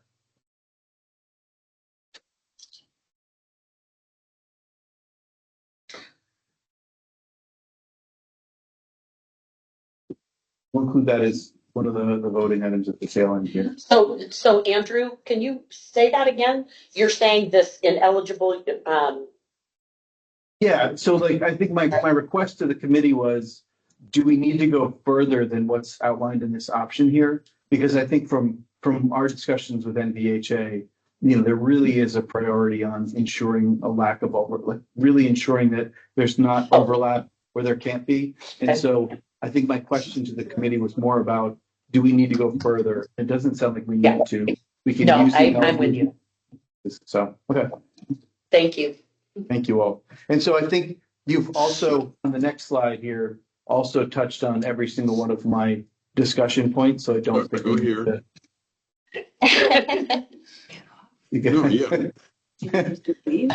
No, I want to send them a message. Hey, Dr. Greer, you're not on mute now. Okay. I got to get to a meeting. I can't get my laptop. Remember, I told you I was an AOL user. Oh. We're not going to stand for besmirching AOL. Listen, if I go to Gmail, I only go into the late 20th century. So. Oh my God, I love it. Anyways, I was going to send a message saying I've really enjoyed the discussion. I apologize. I have 2 meetings that I had previously scheduled. One of them is with the students. So I look forward to working together with all of you and improving this state. Thank you. Oh, thank you, Dr. Greer. Appreciate your time. Bye. I think, Melinda, I think we can advance to the next slide then, because I think we've got everything we needed on that one. Really quick, I don't know if we have a break scheduled, but I wanted to just flag. I know we're moving through these pretty glacially, which is a really great thing, actually. But everybody doing okay so far? Could we take a 5-minute break? Does that work for you guys? Yes. Okay, so we'll be back at 10:45. Perfect. Thank you. Thank you. Phone's blown up because it's match day.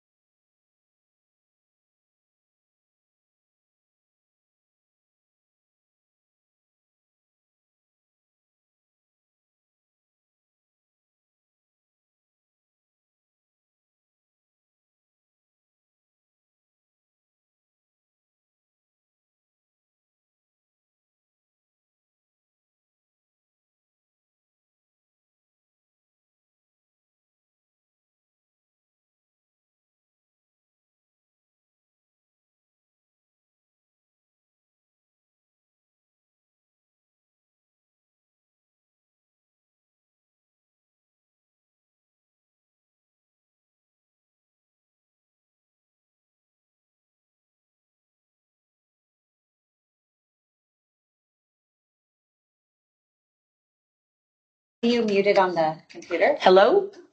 Oh, there we are, unmuted. He turned his head. Oh, now they hear us. Do you guys hear us? Are you ready to get back? I mean, And those that's on my head. I was Okay, there we go. Here. I don't know. Yeah. All right, everybody good? Good. We are good for another hour or so. No, just kidding. We might need. That makes a lot of sense. Well, hopefully, I think those were probably the most, the most meaty discussion topics in the overview that we wanted to go over. So hopefully the next We'll few, see. I mean, The scoring might be here. meaty. Oh, the scoring. Well, I don't include the scoring in this deck. Well, Yeah, that's I what we gotcha. separated out. All right. So I think we want to just talk briefly about organizations eligible for the grant funds. And I think just to make sure that we have a good grounding in terms of who the applicants will be and how do we want to prioritize those applicants and those awardees. And so under the current design, it says eligible applicants are limited to an accreditor-approved GME program or institution. Awards may be granted to individual institutions, including universities, hospitals, community health centers, or other healthcare entities. And it does not require partnerships, but allows institutions to share resources, including facilities, administration, faculty, and costs.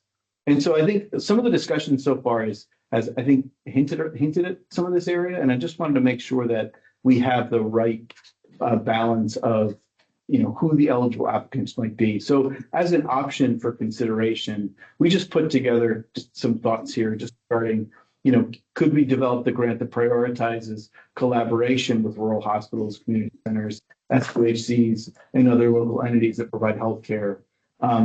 The council could recommend or require applicants to demonstrate these collaborative relationships, or requiring these partnerships and demonstration of the partnerships as a qualification for the grant award. To put a finer point on that as to why that's a council potential recommendation is that under the current structure of the RFA, there's language that says letters from partners can be included in the application. If you'd like to mandate those letters from partners, that would just be a slight language tweak in the RFA, but we just want to make sure it's aligned with what the council would like to see here.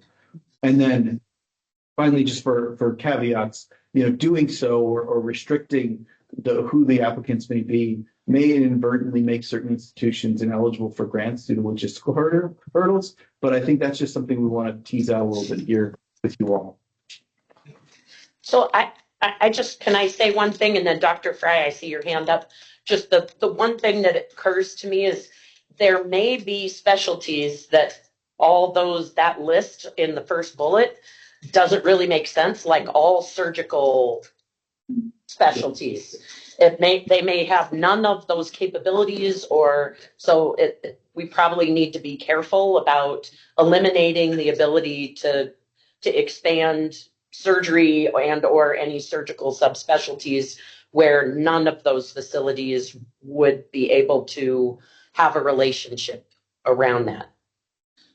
So that would just be something I'd be interested in hearing and having a discussion about. Dr. Fry?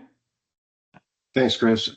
Yeah, I'm not a big fan of mandates, and I think if we can speak to the fact that if you come to the process with an application that speaks to collaboration with these rural hospitals and FQHCs, et cetera, that would enhance your application.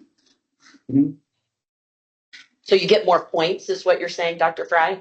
More points for collaborating. I like it. And Chris, this may be wordsmithing, but a lot of federal guidance, they talk about a funding preference versus a priority. Priority suggests an application might move to the top of the list. Whereas I think a funding preference would be, you get extra points if you demonstrate more collaboration.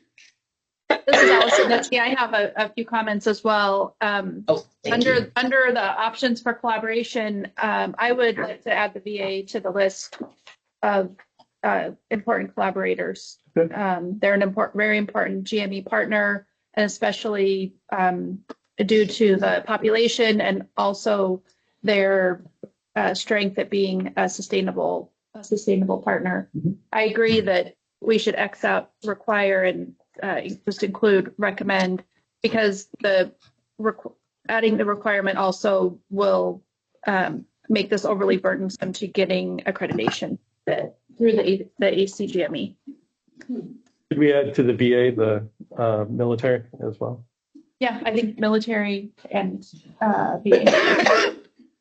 Is there like a particular wording that would be helpful in the RFA as far as like to differentiate between the two? Because I guess it would be like, you know, Veterans Affairs affiliated hospitals and practices and military hospitals and practices. Yeah, Department of War affiliated federal healthcare facilities. Gotcha. Let's not say That's it. more. What? Sorry. Oh, yeah, everybody in here is making comments. I know. Yeah. Thanks for saying it.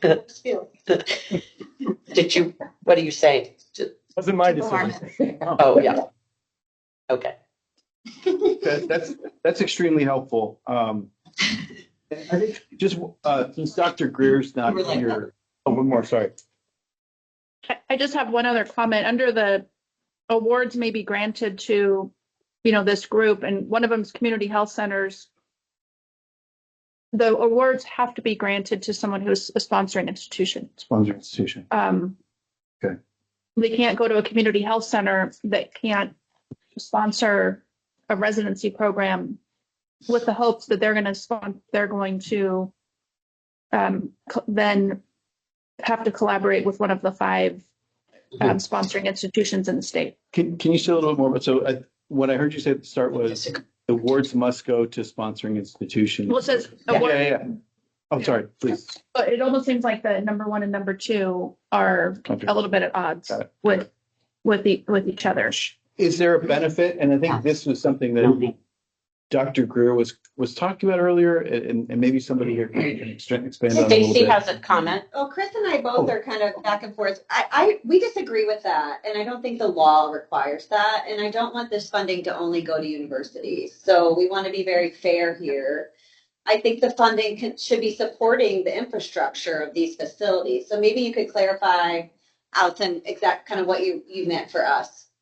So there are other, you know, so Mountain View, all of the Sunrise Consortium, UMC are all sponsoring institutions. And so if, I don't know how let's just say an FQHC or community health center would be able to put in an application and receive funding to start a residency program or a fellowship program.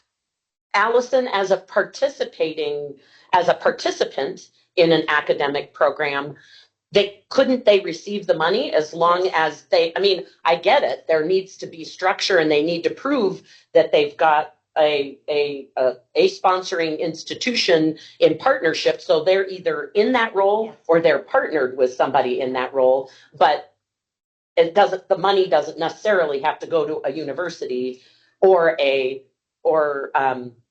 sponsoring institution. Like in my circumstance in the North with UNR, the funds historically have gone in multiple directions depending on, so they can come to Renown Regional as long as I've got a plan with UNR Med in terms of the program. I have to have a solid program and I have to have a sponsoring institution, but the funds flow doesn't have to happen that way, does it? Right. No. I just want to comment. Sorry, this is Melinda Southern. So I have SB 262, and it says that the money in the account must only be used to award competitive grants to institutions in the state seeking to create, expand, or retain programs for residency training and postdoctoral fellowships that are approved by the Accreditation Council for GME or its successor, or operating programs for residency training that are approved by the ACGME or its successor, and that are training a number of residents that exceeds the maximum number of full-time equivalent resident positions for which the institution receives direct graduate medical education or indirect medical education payments from Medicare, and defray the cost of establishing and administrating the GME grant program establishment. Oh, that's what the money can be used for. So It says that yes, it can be an institution, but it can also be partnering with with an accredited. We should use statute. I'm just gonna be honest. So Yeah. I think, Andrew, we should just cite the statute here. It's in section 3 of SB 262. Yeah. Okay. But to Allison's Leon point, oh, sorry. Leon Raven for the record. So, could you help me understand if the funds would be spent, or how the funds would be ordered? Let's say there is a proposal to expand telehealth services to a rural community, but the rural community doesn't have sufficient broadband internet to have those telehealth services. Can the program apply to put a fiber optic cable or something like that in that community to expand the training in telehealth and provide medical services there? And if so, who would be the recipient of the money to place the fiber optic cable into that rural community?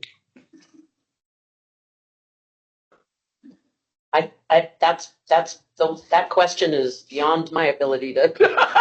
my guess is something. I love the analogy. Yeah, it is. It's a great one. That's My amazing. guess is it's going to be something that will need to go through the Rural Health Transformation Grant in an infrastructure way, and would either be the NV Energy doing broadband expansion, or if there was a great, if there was an institution like Humboldt or Ely or another, kind of large institution that was willing to receive the funds and manage the grant and show that they had all the parties that would enable them to execute, it would probably be evaluated on its own merit, would be my guess. But does that seem reasonable? Yes. Yeah, but not this. This grant is about medical education.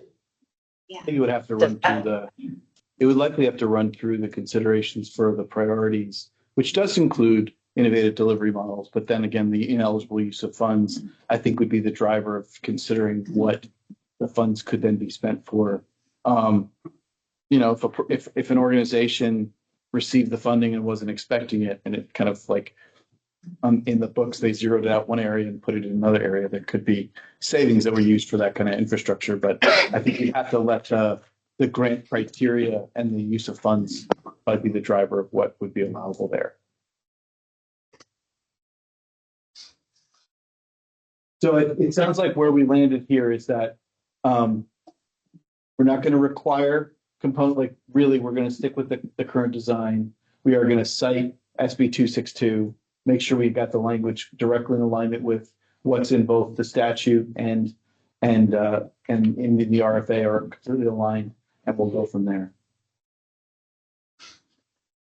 Great.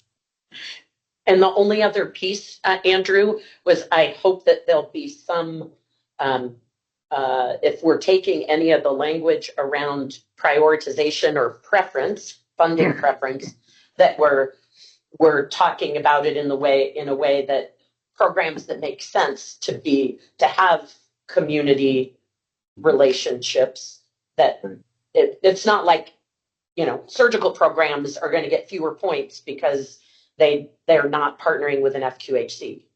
Yeah, and I think that was I think one of the things that really started this as a discussion item was there was a discussion about prioritizing partnerships, but then also in the scoring metric, it was prioritized, but it wasn't required. And so, it was initially, I think, a pass-fail element of the scoring metric, and it just seemed like to require that and make it a pass-fail, but it wasn't a requirement. Like it was a preference, not a requirement. It seemed like those two pieces were at odds with each other. Oh, thank you. That's good.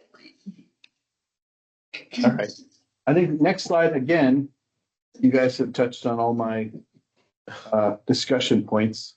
I think the one piece I wanted to just touch on, and I think this sets us up for down the road, like our discussion later about leveraging federal funds. It's really asking about, because we're talking about organizations that receive both, they receive grant funding from a variety of sources, including the federal government. They also include medical services reimbursement from payers, Medicare, Medicaid, and particularly.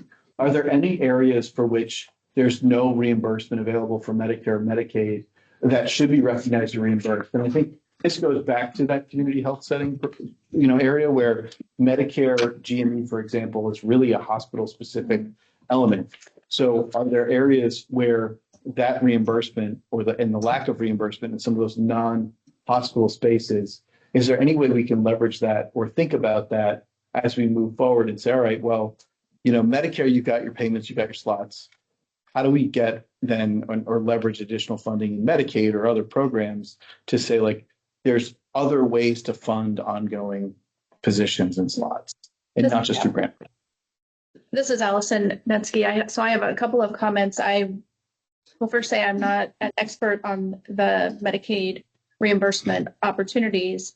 One of the really limiting areas, especially for surgical areas, is ambulatory surgery centers, right? Because they're not part of the hospital reimbursement, and especially in thinking about things like urology and others, they're right now is a real black box on any sustainable funding and that would be true for other specialties as well. So I think that would be an area that where if there were opportunities, it really could lead to some opportunities.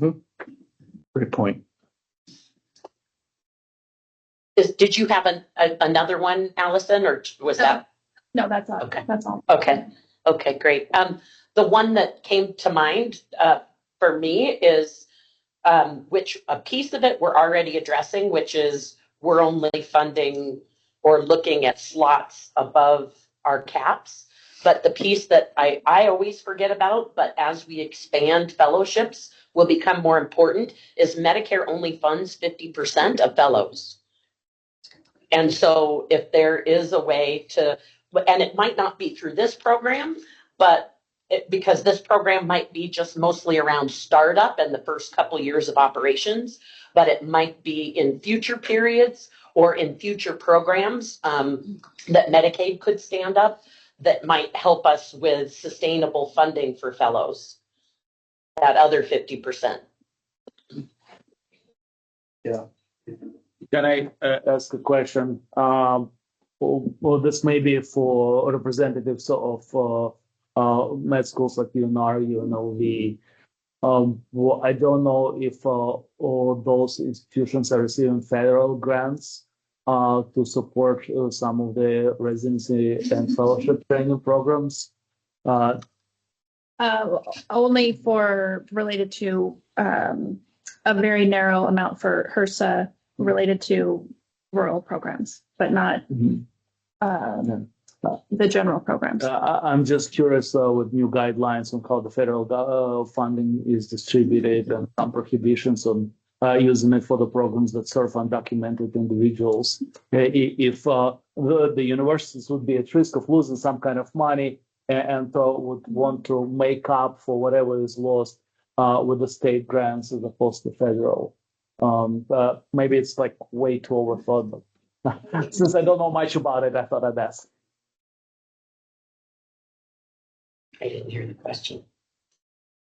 The question was about whether or not there's any concern down the line of other federal grants, and I think the example was HRSA, particularly with like health shortage areas, where the programs serve undocumented individuals or support undocumented individuals in any way.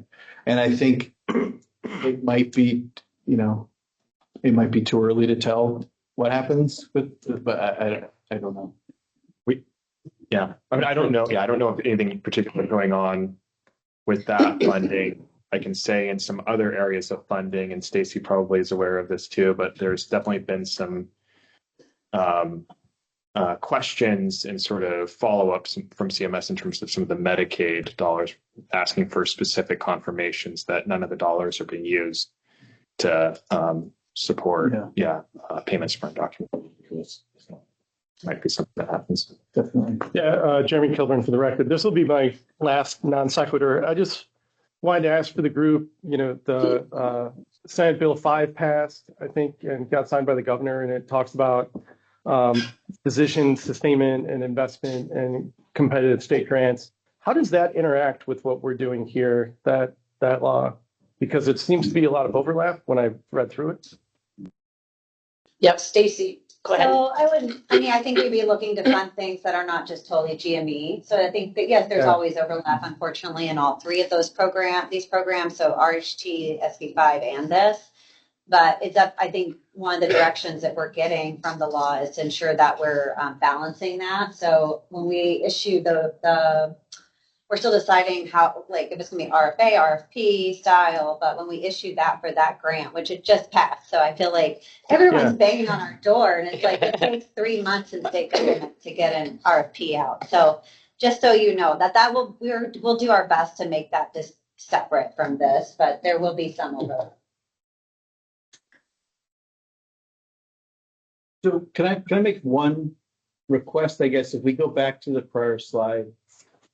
I think one of the comments in the room just had me thinking for a moment about, so like where we talk about partnerships, is there any kind of, I know we will cite SB 262. I think in light of the comment about ambulatory surgical centers, is there a desire to include them in like where we talk about in the application about community health centers or community practitioners? Would it be reasonable to include or to define that further? Or would it be okay to just understand from a council perspective that the community providers and community, like those kinds of community health centers, could include ambulatory surgical centers? I just didn't want to leave that without kind of raising it. Yeah, that's an interesting question because, and I don't know if in your room or if we said it here. No, I think it was on the overall call. The question was, or the comment was brought up, I think by Dr. Greer, where he said, not all are serving the underserved. And so when I think about ASCs compared to the list that we have here, the list that we have here in the first bullet under the option column, we're talking about those that are definitely serving the underserved and then some. Like this is the safety net along with the key urban hospitals that are serve as safety nets. And the way I see ASCs is not so much. That I don't know that they have to take anybody that doesn't have a pay source. So I don't know if that's a discussion that anybody wants to have, or should that be a qualifying piece? This is Dr. Fry for the record. I would not support ASCs being in the mix for those reasons, Chris. I think they have a payer mix that well supports their mission, and they are often, almost always operating in areas that are not deficient of other providers, specialty providers, or PCPs. Gotcha. Anybody in Vegas? Yeah, this is Allison Netsky. I guess my last comment related to ASCs is that they're for well-rounded residency training experiences, there are requirements that residents work in ASCs for certain procedures, and there is a funding gap where the programs, the hospitals cannot support that, and so there is a funding gap, and it is just an ongoing challenge for the programs that have surgery and surgery subspecialties that don't, have an ASC of their own where they're able to, find a funding source for that. So it's just a symptom of our environment. Yeah. Right. So Alice, would that, to your point, would that be that a hospital could partner with an ASC and cover rotations at the ASC as opposed to the ASC applying for a grant? Would that be a solution to what you're describing?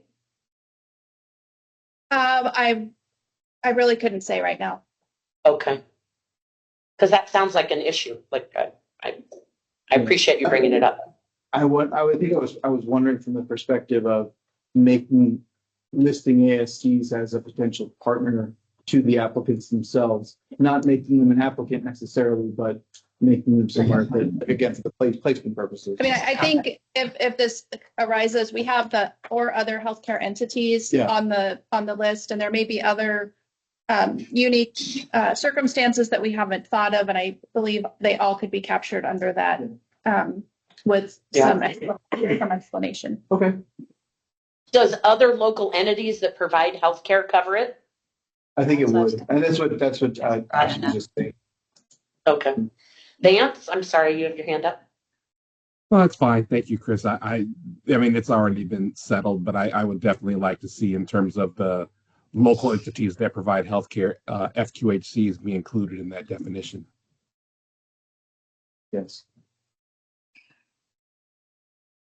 I think we've landed at it, Andrew. We sure did. I agree. Let's move on to transparency. I think this is the last three, I believe. This piece is about transparency, and it largely has to do with decision-making processes, such as determination of grant awards and how they might benefit from additional transparency. At present, it just says in the RFA that the council members will score each application. The council will make collective recommendations to NDHA.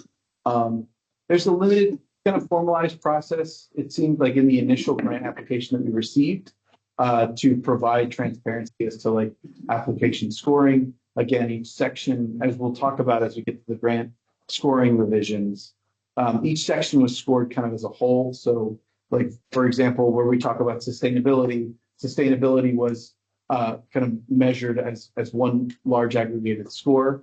How the council reviews these processes and then makes award recommendations. There really wasn't a whole lot it was in section 5 of the RFA, if anybody's interested in going and looking at it.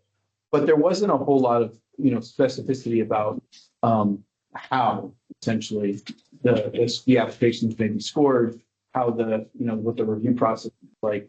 And then I think in light of that, we wanted to just pose to you all just some options for consideration as to like ways you could introduce some transparency process. I think first and foremost, just having a mechanism to specify the process for application evaluation and scoring, how many individuals applications, how those individuals that would be selected for the applications are determined, and then how final scores are determined based on individual reviewer scores. Is there a mechanism to make individual reviewer scores available to the public? That's something you all would like to consider. And then finally, making the process for scoring the award through public meeting and or documentation that's available to applicants and to the broader public. I think it's really just about ensuring that there is proper insight into the way that the applications are reviewed. If there's any sort of conflict of interest, if there's opportunity to raise some of those conflicts and how that might be resolved and considered. And so I'll stop there and just open it up to see if the council would be interested in considering any of these options. Dr. Fry?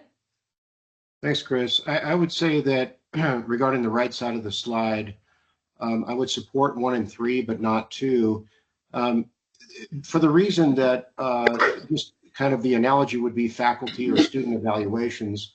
You really, you don't mind speaking to the process overall, but when it comes to individuals being known and, kind of outed, if you will, on their specific score, I just think that really gets into the weeds and may result in some unnecessary animosity in the process. Okay, Stacy. So Dr. Fry, I appreciate that, but as a state body, I don't, and Gabe, I think you're on here.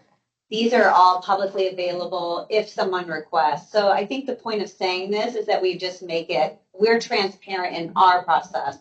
I think the concerns that we've heard in the past is conflicts of interest, and I think if folks are going to ask for these regardless, we just make them available. I think that's the question. We either actively do it or people are going to question it anyways, and they'll get it through a Freedom of Information request, public records. So it's going to be available. Leon Raven for the record. I don't mind those being available by request, but I don't think it's something that should be readily volunteered in a public space. For the section number 2 specifically, the reason for that is that we use our subjective standards when we review that. We try to apply them uniformly across all applications, but maybe what for me is 6 out of 10. For another reviewer is 8 out of 10. And if you just look at comparing us to each other, it looks like I may be driving the score down. But if you look at how I apply my subjective understanding across all applications, it would be a different story to tell. So if there are concerns raised by applicants whether or not they were scored fairly, then there could be a process where those individual scores be reviewed. But I don't think just putting them all out in advance it would serve for any particular purpose. I respect that. I'm just going to say, as the state, I disagree. I think we should be fully transparent in this process. I think there have been questions about conflicts and fairness, and I support number 2. If you guys don't agree with it, that's fine. But as the state, I think transparency in this is going to be key. This is Dr. Frank for the record. So maybe I'm misspeaking. I think this is a timing issue, right? Is this going to be in real time, or is it going to be after the process is done? I think that's important. I think that's a good question. Andrew, did we talk through that, or did you guys have a recommendation on that? No, I don't think we talked through it, but I think it would be, I mean, it's after. I think it would be after, but I guess my question, I have a follow-up question to the council with regard to like how then the scoring is handled, because I think to your point, if each individual on the, and anybody step in and correct me if I'm wrong, each individual on the council scores all of the applications, right? You collectively come together and talk about your scores on those applications. Obviously, your score would not be more than, weighted more than your score, for example. So how do those collective decisions get made? Do you all sit down and collectively agree to say, well, I scored it as a 5 and you scored it as a 2. Let's meet in the middle. Or I scored it as a 5 because I saw X, Y, and Z, and you either agree and adjust your score, or you convince the other person to bring that. So, well, from my experience serving on other committees that reviewed that, our process was that first the individual rater comes up with their own numbers. Then as a group, we have a discussion specifically what went into our decision. And after the group discussion, members were allowed to revise their numbers up or down or keep them like that, because maybe you have seen something in an application that I didn't, or the other way around. Yeah. And once the numbers were reviewed, and then we were submitting the packages. So the state had all of my packages. Everything was said. They had all the numbers. Now, whether or not they share those with vendors and like all the applicants, I don't know. Frankly, maybe they have, maybe they didn't share those. But so for your question, is yes, a first individual group review and then individual revisions. And then I guess following on to that, after those revisions have occurred, is this final score a tally of all of the scores across the council? Is it like does it produce one final score the council recommends? So my understanding was it would come down to average in each category based on all the participants, but the total score would be factored in. Dr. Raven, I think what you're talking about is a purchasing process, which is very different than what we're talking about here. And my understanding, and I know this from the governor's office, that we want this to be a public process. So we are going to do, I think the goal would be in bullet 3 is to have the process for the final scoring to bring back the group publicly and talk through. And if you guys want to change your scores, do that at that meeting. And then I think we can post what the final scores are. That would be my recommendation. Because I think if we do not do this in a transparent way, we will continue to have the perception that this is not a fair process. And we've got to get past that. And this is not a purchasing arrangement. It's not going through the division of purchasing. This is a different process. So I just want to be clear. But we are doing something similar, but it will be public. Let me just chime in. This is Gabe Blythe with the AG's office. I just wanted to chime in very briefly to kind of echo what Stacy's already been saying, that one of the key tenets of Nevada is that we really are a very transparent, we're called a sunshine state, and that we believe that everything like this should be done as much as possible out in the open. And so my only concern would be whatever process you guys have that it be as absolutely transparent as absolutely possible, realizing that, because of public records requests, things like that anyway, the more you try to make it not transparent, the more people will demand it and get access to it anyway, and it just comes back to bite you in the end. So I would just echo what Stacey's been saying about transparency as much as possible. Thanks. Yeah. Thank you, Gabriel. Dr. Fry, do you have something you wanted to add? Well, Chris, just a final thought. I can support number 2 as long as those are available to the public after the rubric is complete, because I'm concerned about undue influence, people getting calls, emails, Gabriel, during the process. Hey, you need to revise your score. You need to do this. I think that's a danger as well. I think what we're talking about, Dr. Fry, is after the public meeting, when you guys finalize your scores, that those will become available publicly. You guys will make those recommendations at that meeting, and then I will finalize the awards. But at that point, we make that's great. I think that's fine on the timeline. I was just worried about something getting published. No, I totally get that. Yeah. Yeah. Thank you. All right. So just to summarize where we landed, I think we will move forward with including item number 1. I want to ask, I'll go back to just one particular question I have in item 1 itself. But then the only scores, so we would modify bullet 3, we would delete bullet 2, modify bullet 3 to say, making the process for final scoring and awards public through a public meeting and the council's website of the final score and award amounts. Like, it wouldn't be the individual reviewer scores, but it would be at the very tail end. So those first reviews would not be included. Is that correct? That seems like a reasonable, All right. And then I think in number 1, just want to make sure and verify, in other grant processes, the grant awards would be split up. Like, you might get a group of 3 people get 3 applications and they score them. 3 people get 3, like, et cetera, et cetera. Does the council want to continue to have everyone review and debate the applications in total? So everybody on the council reviews the same number of applications, regardless of how many are received. Yeah, I think we have Unless we receive like 200, we may have to revisit that. Okay. Yeah. Fair enough. Yeah, I'd like that to be a decision we come to later. Yeah. Because of the enormity of the work. Fair enough. So Vance, did you have a comment before we move on? Yeah, just sort of what I think would be an obvious one, that folks around the table that would be a part of any application would have to recuse themselves from scoring said application.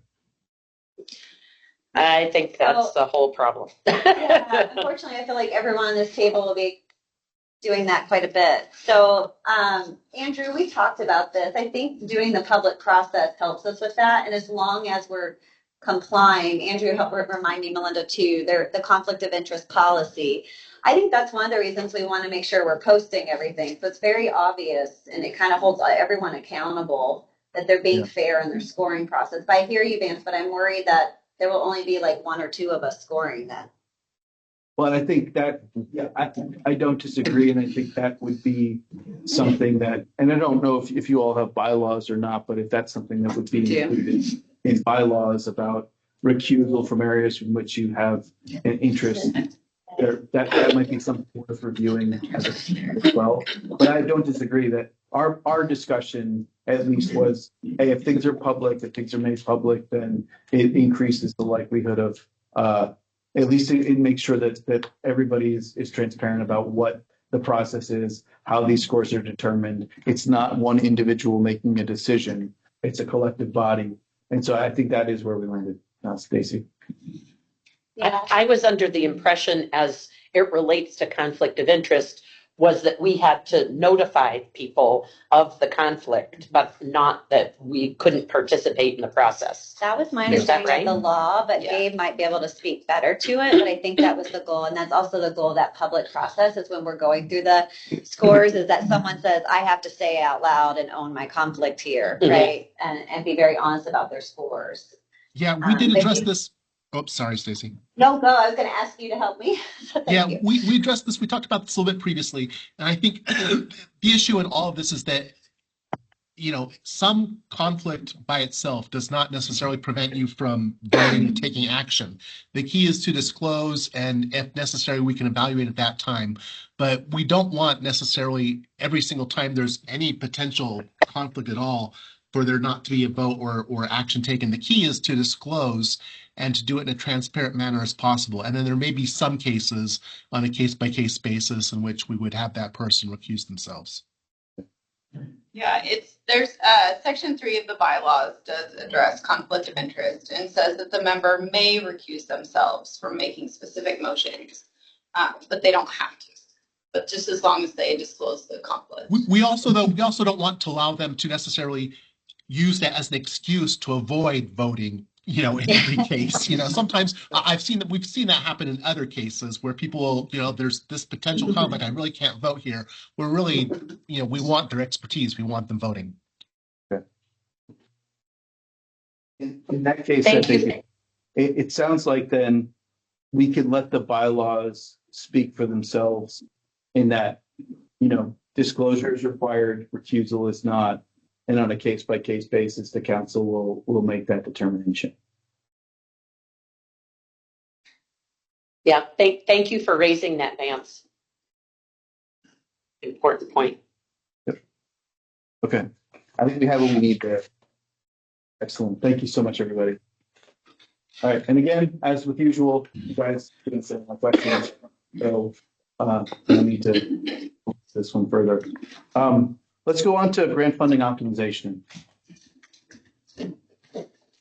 So this goes back to, again, the conversation about RHT, and I think we have what we need more or less, but in order to just to put a finer point on it, again, current proposal prioritizes, geographic areas and populations of the state where there's a shortage of providers of healthcare. I've read this to you guys earlier, includes residency slots for trainees from underrepresented minorities, disadvantaged backgrounds, or veterans projected to receive training here, and include residency slots for trainees committed to practice Nevada, including an underserved area of Nevada for 1 year after completion. I'll note that I think that in light of the comments that were made earlier about requiring in-state individuals that have tied to some other scholarship or some other opportunity, that's probably something worth considering here as well.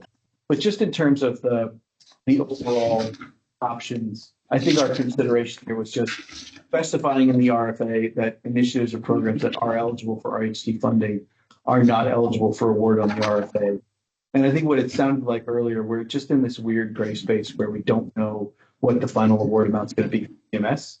And then, creating an opportunity for adding a step in the award process where NDHA will review all final proposed awards from the advisory council to determine if they would be eligible for RHT funding. And then if eligible, they may be disqualified.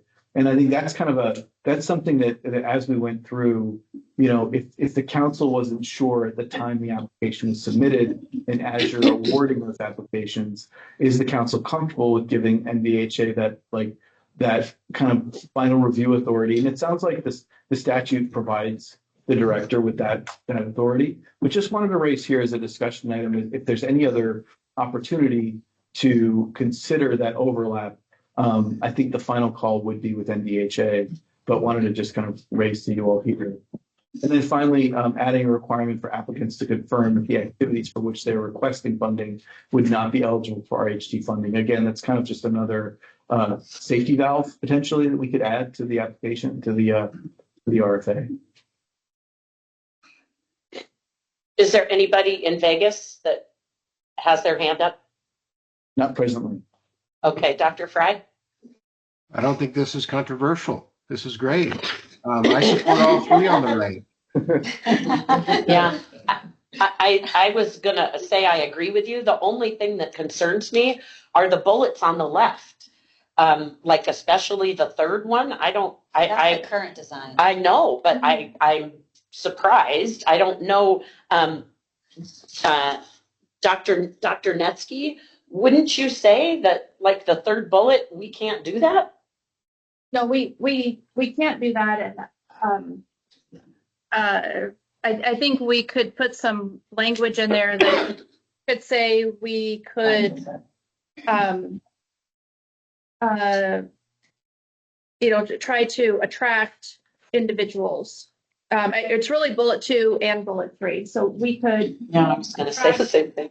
Individuals, I would even want to try to change the language from number 2 to maybe individuals that have, ties to Nevada or Nevada rural areas. Yeah. You could do that without requiring it. Yeah. Yeah, maybe we prioritize proposals that incentivize these types of situations somehow. Yeah, it's just hard because the match is blind. So you don't know who you're going to get. You just prioritize, right? And if they prioritize you, then that's who you get. So it's kind of like this complete black box. I don't know how maybe we only interview people who are veteran. I'm being silly. I mean, you would have to only interview people in that category in order to match them. Prioritize those types of folks in your request, regardless that you get them or not, right? Yeah. Can we say that? I don't know. You guys I don't think prioritize that. I really don't think that we would. I think that would be a real challenge because you're prioritizing people not based on their qualifications. But but if we don't get people to stay in Nevada, I'm just going to be. No, I'm just saying. I think a program would get a citation. I think if that was a requirement and it was in the residency training manual that was a requirement, I think the program would have. I'm saying that you guys, when you say that you send off what you're prioritizing and they get back, why couldn't you say that you're prioritizing folks that are trained in Nevada, have ties in Nevada? You know what I mean? To meet the needs of this program for the funding. So I completely agree that we and many of our programs do that, but I think if we put the language that it is required that we include trainees from underrepresented minorities backgrounds. I'm not requiring that. Yeah. I'm asking, you're asking for state funding, right? So the state's going to prioritize programs that prioritize that. We're not requiring that you do it, but if you want that funding, we're asking that your program does that. So Dr. Netsky, if number 2 and number 3 were gone, and instead the revised thing is what Stacy just indicated, which is our program as we're launching it, whatever program that is, prioritizes our preferences for residents going forward to be tied in some way to Nevada. Would that work? Or have an interest in Nevada. Yeah. I agree. I think we could put that, recruit or attract trainees from with ties to Nevada or an interest in practicing in rural areas. I think that'd be fine. In Nevada. Okay. Yes. Okay. I have a couple of comments. One is related to bullet number 1, which I'll save for later. But another one is how the residency programs attract applicants. We at least have a history with UNR and UNLV. I guess it does not come surprise to those who work with GME programs there that I don't want to speak about current practices, but at least 10 years ago, the practices from UNR and by extension to UNLV were that the international medical graduates were filtered out in many ways from being eligible to apply. And while the programs were not explicitly saying that they don't want foreign doctors in their programs, they would set up filters during the application process. They will say if you graduated from medical school more than 2-3 years ago, the system would filter out those applications. That led to a lot of foreign educated international medical graduates living in Nevada, not being able to secure a spot in residency training program, but the programs would attract individuals, let's say from South Cal, who had who graduated from the med school that year and had higher potential for passing boards, which was important metrics for the residency training programs. However, those residents after graduations would go back to the South Cal and other regions, while those international medical graduates who had ties to the community were never likely to see a probability of getting a spot in the residency training program. Presently, we have, I believe, if I trust my co-pilot, about a fifth of population in Nevada is foreign born. So if we're speaking about diversity, it's not the diversity necessarily that we get from medical students just because somebody has different ethnic origins or their families 2-3 generations back came from other countries. But for international medical graduates, again, I don't want to say that those are current UNR and UNLV practices, but they definitely have been in place in the past. So when we evaluate individual proposals, I would really want to know about institutional practices as it applies to screening potential applicants across the board, not just for a particular fellowship, not just for particular residency, because I am almost certain that those kind of practices would be evenly represented across all training programs. But I don't know if we can request that the programs applying for the grant would submit the institutional policies on whatever filters they use in selecting residents and fellows. Or not, but to me, it was a big issue. I brought it up with the leadership back then of UNR, but didn't get quite the response I wanted. But to me, it's a serious issue. I also have a comment regarding bullet number 1, but I can say it if we want to continue with this discussion. So your recommendation is to understand the preference, the screening preference, or that the schools have for their applicants? Is that what you're saying? Right. I want to know if there are any institutional practices for the programs that operate those residency and fellowship training programs that pre-select or pre-screen their applicants using whatever automated restrictions on the application process. Because on the face, like you will not have an institution saying, we don't want to hire international medical graduates. They will say, we don't want to hire anybody who graduated from medical school 2 years or more in the past. And for international medical graduate to come to the United States, take his CFG exams, it takes 2 years. Sometimes it takes 3 years. So having those filters will essentially not allow international medical graduates to be eligible to be part of the program without the institution ever saying it in public. So, Dr. Netsky, do you have?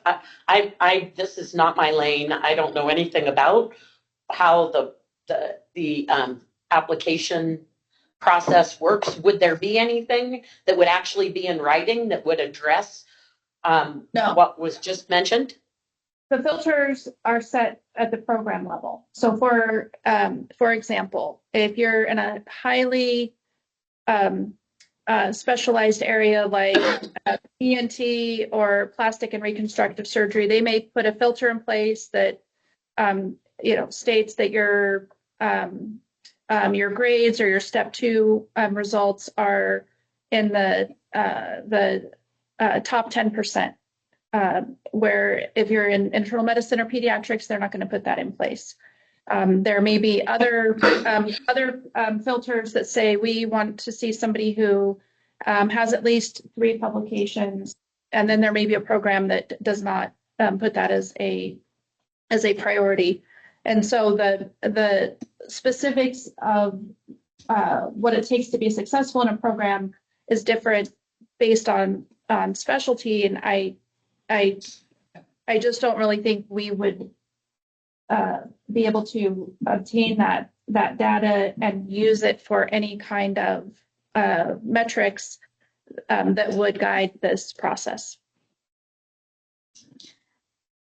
Can we still ask the program what filters they use when they screen for potential applicants? I don't think it would be applicable, to this. I just, and are we going to tell them that if this is the criteria this year that they can't change it next year? Because sometimes things change, the metrics, and like the USMLE average changes every year. And so the filter will change. And I think you could potentially say, do you have a prohibition on interviewing international medical graduates? Well, I think you certainly could. They never say no to that, but they put practice. Oh, they have put. I don't want to speak about current. I want to say, but 10 years ago, that's how it was. Right. But it's not the case now. I mean, I think 75% of our pediatric residents this year are international medical graduates. That's great. So I just don't. I think this would be a very, difficult, and the information that you received at the time of the application may not be the information that the program could operate under in perpetuity. Gotcha. Any other comments on this section? I had a question. I just asked. This is maybe more to the Nevada Health Authority. Looking at the timeline that Melinda presented earlier, where the RFA closes on April 17th, if a rural applicant it was determined that their application is ineligible, do they still have time to just repackage that and submit it this calendar year for RHT funding, or would it have to sit on a shelf for another year? We might want to stage that. Yeah, we might want to. Because we still have to kind of plan out how we're going to announce those awards for RHT funding and do the request for application and all of that. So we could align. Yeah. I just think rural entities have a limited bandwidth to put together applications, sure. Period. And I'd hate to see it be repurposed if it would be eligible for RHT. Oh, for sure. I think that maybe we just align that. The only issue we may have is CMS. I don't know what they're going to come back with, is how quickly we have to move. But I can't imagine they're going to think that we're going to be done by April with the first round of it. Yeah. So I think we could say you're going to do multiple rounds. We could try to repurpose some of this. They may have to update the application a little bit, but yeah. Well, and the other piece is hopefully you've defined the lanes clear enough that it's not a multiple, it's not, I'm doing it in all these places. No, I just know where I'm supposed to go. Yeah. I'm supposed to go to RHT and I hope that's that way. Me too. That's what people try on all money, so. All right. Yeah. So where are we related to this? I heard the current design needs to exclude the second and third bullet point and restate something around interest and ties to Nevada and rural medicine possibly were the pieces that I heard. Were there other changes that we wanted to see to this? The piece that we just talked about sounds like screening at the program level, or screening for applicants is at the program level, which would make it difficult and is changing from year to year. So it might be difficult for somebody to provide the information in a way, an applicant provide the information in a way that would that would hold up over that program's entire life.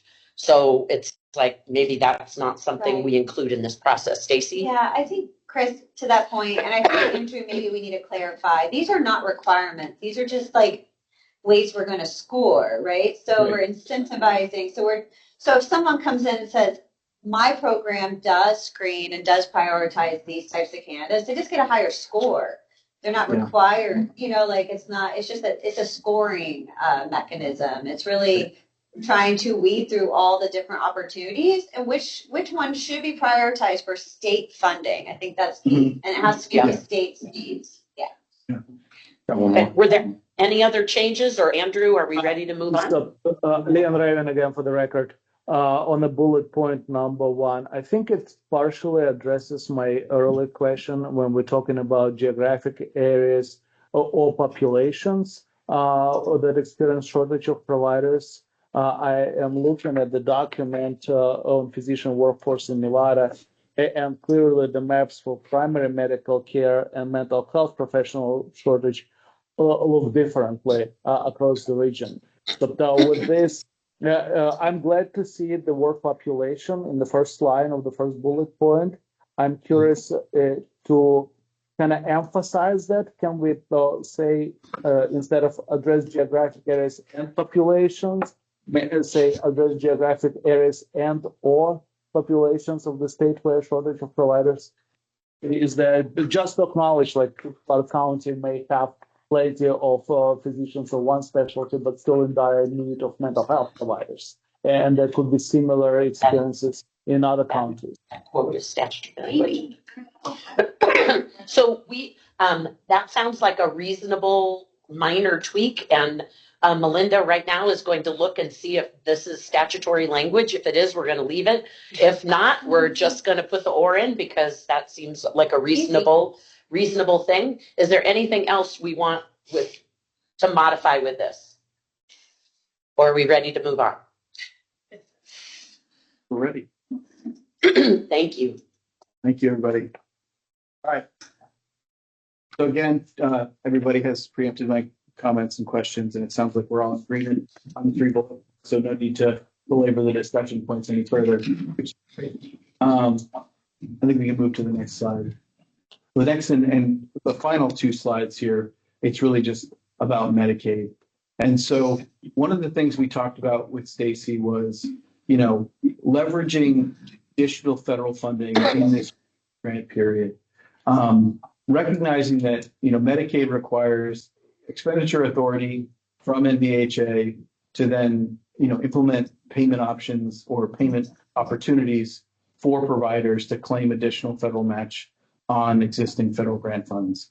So as it's written now, the current design of the application just says, applicants are asked to include their strategy to work with NBHA to identify additional federal funding in the future. And that's really just to identify the fact that there needs to be an avenue for authority in Medicaid or any other program that might leverage payers. Secondary, it says applicants are asked to identify where current federal GME reimbursement opportunities are being leveraged to ensure that these additional state funds are being used for new program expansion and to avoid duplication with other federal reimbursement opportunities, such as Medicare GME program. Again, just to identify where current reimbursement is being offered so that this funding isn't duplicative of or replacing that funding, really stands on its own and seeks to expand into new and or additional slots where available. And finally, the RFA does not specify how current grant funds may be used to leverage additional federal Medicare or Medicaid funding. Just noting that it's challenging to be able to say, organizations must, put up X amount of dollars for Medicaid non-federal share or anything like that, but just acknowledging that is currently drafted in the RFA itself. As far as options are concerned, I think where we really landed were really in these 3 primary areas. In coordination with the awardees, NBHA may implement a Medicaid reimbursement strategy to provide enhanced reimbursement to provider settings, including hospitals, community settings, and clinics that participate as grantees in the GME program. NVHA may identify opportunities once grantees are selected to leverage federal, state. I think, yeah, it sounds like there might be some concerns around time. Some folks maybe have to drop Oh, it. sorry. Yeah. Yep. Yeah, I just want to say that real quick on this. This was one of the reasons I think they gave us the additional funding, and they also wanted it to come under MBHA, was to look for opportunities. So once they're done with these grants, that they're actually getting additional funding to continue. It's really about long-term sustainability, which is something this group really hasn't done yet. So I think we just want to make sure that we're bringing in applicants that we can help be sustainable with new Medicaid strategies or other funding opportunities that we may know of at MBHA to help ensure long-term sustainability. And on that, I did see that we are losing a couple folks at noon. So Andrew, it might be, if folks are okay with that, we should go ahead and start voting on some of these issues, if that works. Let's do that. Make sure we get our. Thank you. So Chris, how was this? I'll look to you to guide here. Oh, great. So starting on the funding distribution, I'm just going to say what I think. What I heard folks say was we are funding distribution on page 6. Oh, do you want me to? Yeah, I think they probably need to see what that was. Sorry, folks.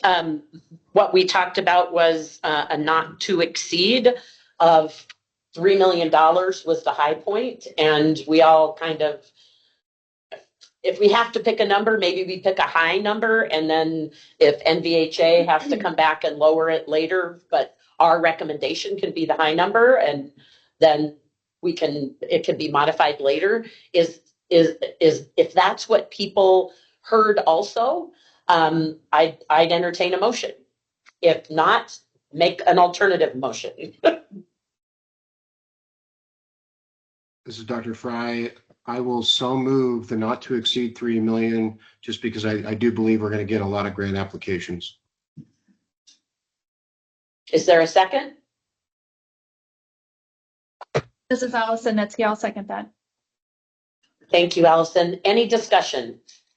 Can we clarify that this is we will prioritize applications that don't exceed 3 million, not a hard cap? We're prioritizing applications 3 million or less. Right. All right. I just want to make sure that that word is there. Thank you. Great. And any other discussion? Hearing none. All those in favor? Say aye. Aye. Aye. Any opposition or abstention? All right. We got one that passed. Thank you. Good job. Next one was the priorities, geographic areas, and specialty and subspecialty providers on page 8. What I heard was that we went through, we had a lot of discussion in both of these categories, but what I heard was we want the data to basically drive our prioritization, and we are going to be receiving John Packham's list of priority fellowships where residents are leaving our state to get additional training, and that will be kind of background information for applicants to know where priority might exist, along with the list that already exists that's in the back of the document. If that is what you guys agree is what we agreed to, I'd entertain a motion. If not, please amend that. Chris, I believe that's accurate, and this is Dr. Fry. I'll make the motion that we let John Packham's team and their report, their most recent state report, be the guide for grant applications regarding specialty and subspecialty needs. Leon Raven, I second that motion. Thank you. Is there additional discussion? Any adjustments, any concerns? Yeah, this is Jeremy Kilburn. I would just clarify that it's not just fellowships, but residencies as well, because there are several residencies that we don't have in the state as well. Just a little bit semantic, but I think an important distinction. Yes, 100%. Thank you for that. Yep.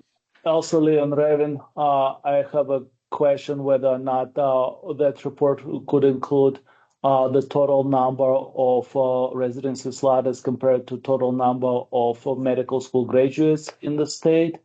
And for the residents who leave to do fellowships in other states, the question is if those fellowships are also available in Nevada and what the percentage of the programs filled at the time. My concern is that we may have a fellowship here in the state, but the residents are still leaving to do their training in other states, which is a different problem than not having a fellowship.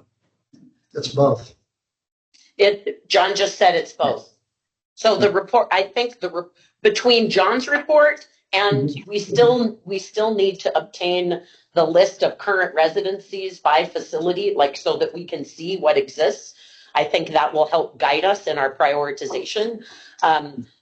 So again, letting the data drive our prioritization when we're scoring these applications is that we have a original motion, we had a second, will that meet everybody's needs? If not, speak now. All right, all those in favor indicate by saying aye. Aye. Aye. Any opposition or abstention? All right. Organizations eligible for grant funds. I think, how does this? So recommends, requires Apple. This was the one we were going to align with the SB 262 language. Thank you. And include VA and military hospitals under the second bullet. Yep. Okay. And so moved. Just, did you say VA hospitals or VA treatment centers? We can. I think VA treatment centers is more encompassing. Right, because there are some outpatient services. Yeah. And my note said VA and military. Yes. And my note also said we were that you guys were okay with indicating prioritizing grant collaboration to these groups where it makes sense, because some may not make sense to be with any of these listed. Yeah, I heard the same. So with that, did somebody make a motion on that? I did, Chris. Dr. Thank you. Sorry, Dr. Fry. Is there a second? Second, Leon Raven. Oh, thank you. Any additional discussion? Hearing none, all those in favor? Aye. Aye. Anybody opposed or abstaining? All right. Transparency.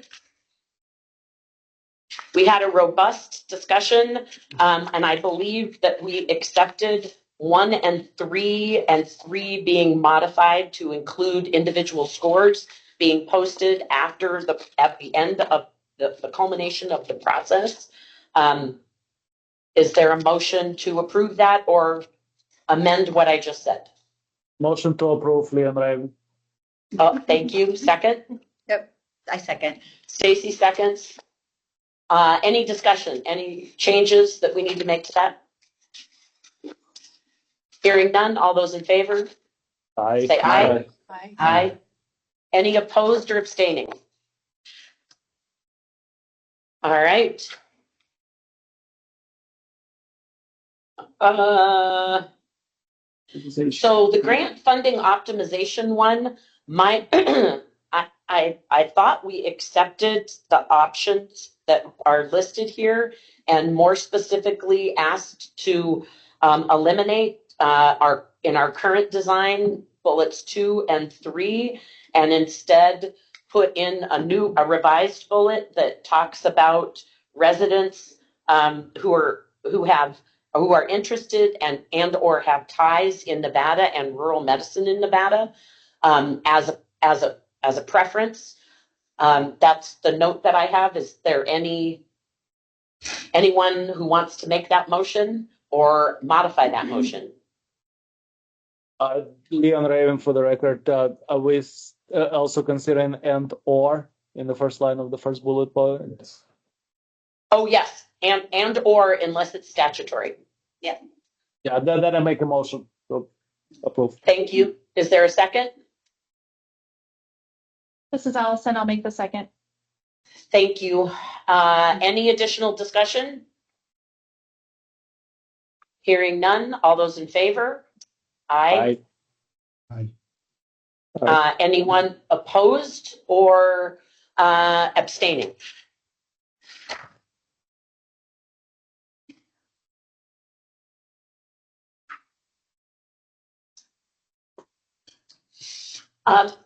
This last one, I didn't, because we rushed through this due to timing. I didn't have any notes other than the options that are here. Are we ready to vote on this, or do we need additional discussion? Is there a motion, or should we have additional discussion? I think I just want to put a plug in for this one, just noting that the state has, I think, it's from, correct me if I'm wrong, Stacy, but it sounds like the state has a pretty sincere interest in building out sustainability and has an obligation, it seems, to do so, and would like to use Medicaid to do that. So I think as long as you all are comfortable with the state pursuing those options with the grantees once they've been selected, we could include those options in the just as an obligation of the grantees to continue to work with NDHA on that front. Thank you, Andrew, for that lovely summary. Is there someone who'd make that motion to accept these? I would make that motion. Oh, Stacy's making the motion. Is there a second? Second. Thank you. Who was that? Jeremy Kilburn. Thank you. Any further discussion? Hearing none, all those in favor indicate by saying aye. Aye. Aye. Aye. Is there any opposition or abstention? All right, motion passes. And just so y'all know, we still have quorum as long as Vance stays on the line and nobody leaves. Okay. No pressure, Vance. Still here. Thank you. So just as far as the next steps here are concerned, I think we did provide a draft of the RFA, but I think these were the biggest items we flagged for committee awareness, just because I think those were items that we had called out as you go through. You see in the document there are a number of highlights for committee awareness, but I think what we have here is talk through a number of the most pressing policy questions as it relates to the design of the RFA. So I don't know, Stacy, Melinda, given the time, how you'd like to proceed. I know the scoring matrix likely will be a pretty hefty discussion.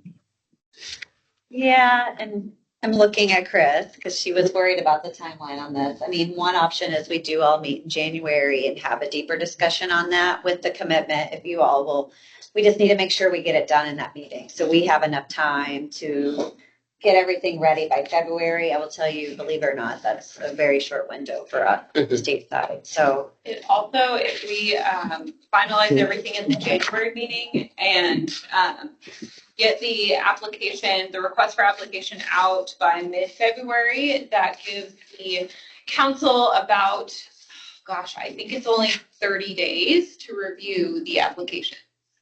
So just thinking about the timeline, you know, as much as we can get done is best, but understandable. You want to, you know. Okay. So does it make sense for us to, Andrew, and state folks, does it make more sense for us to dive into the application piece now, or does it make more sense to go through the scoring rubric this time?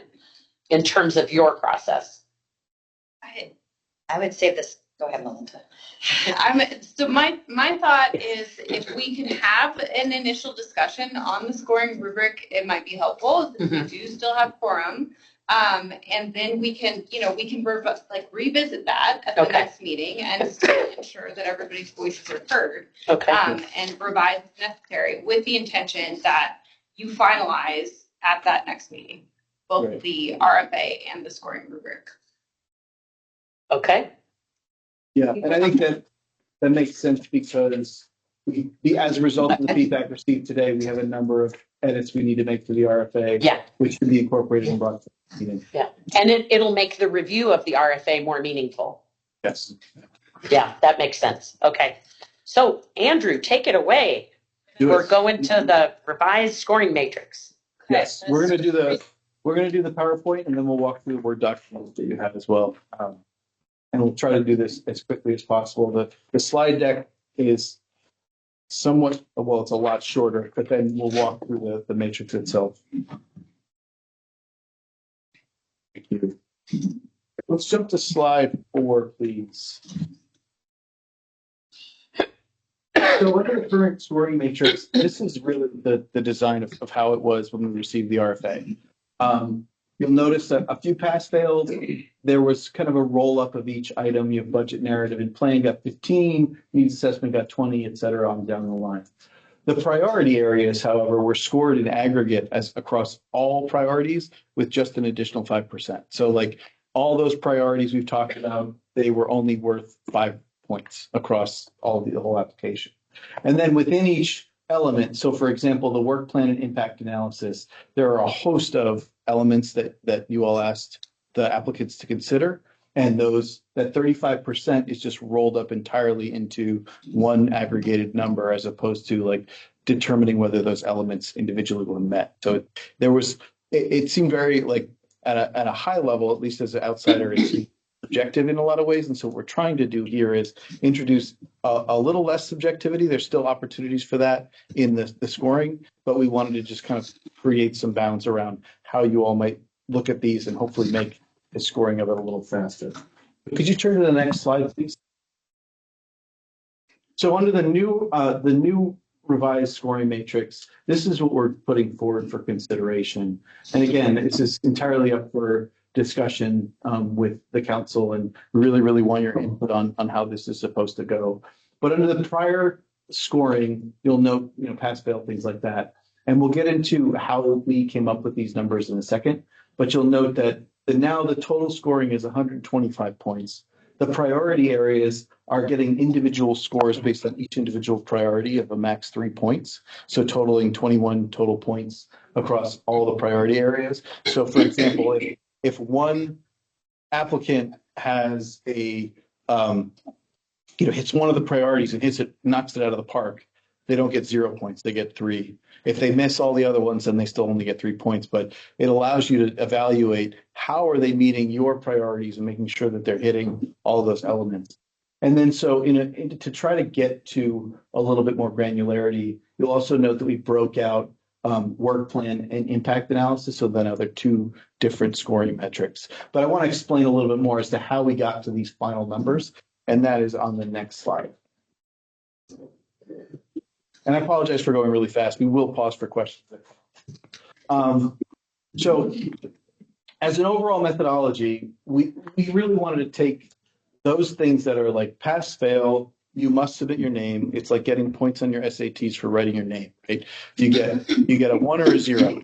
If it requires you submit it and you're not evaluating the quality of it, it's just, did you submit your cover sheet? Did you submit your budget narrative? You get a point for that.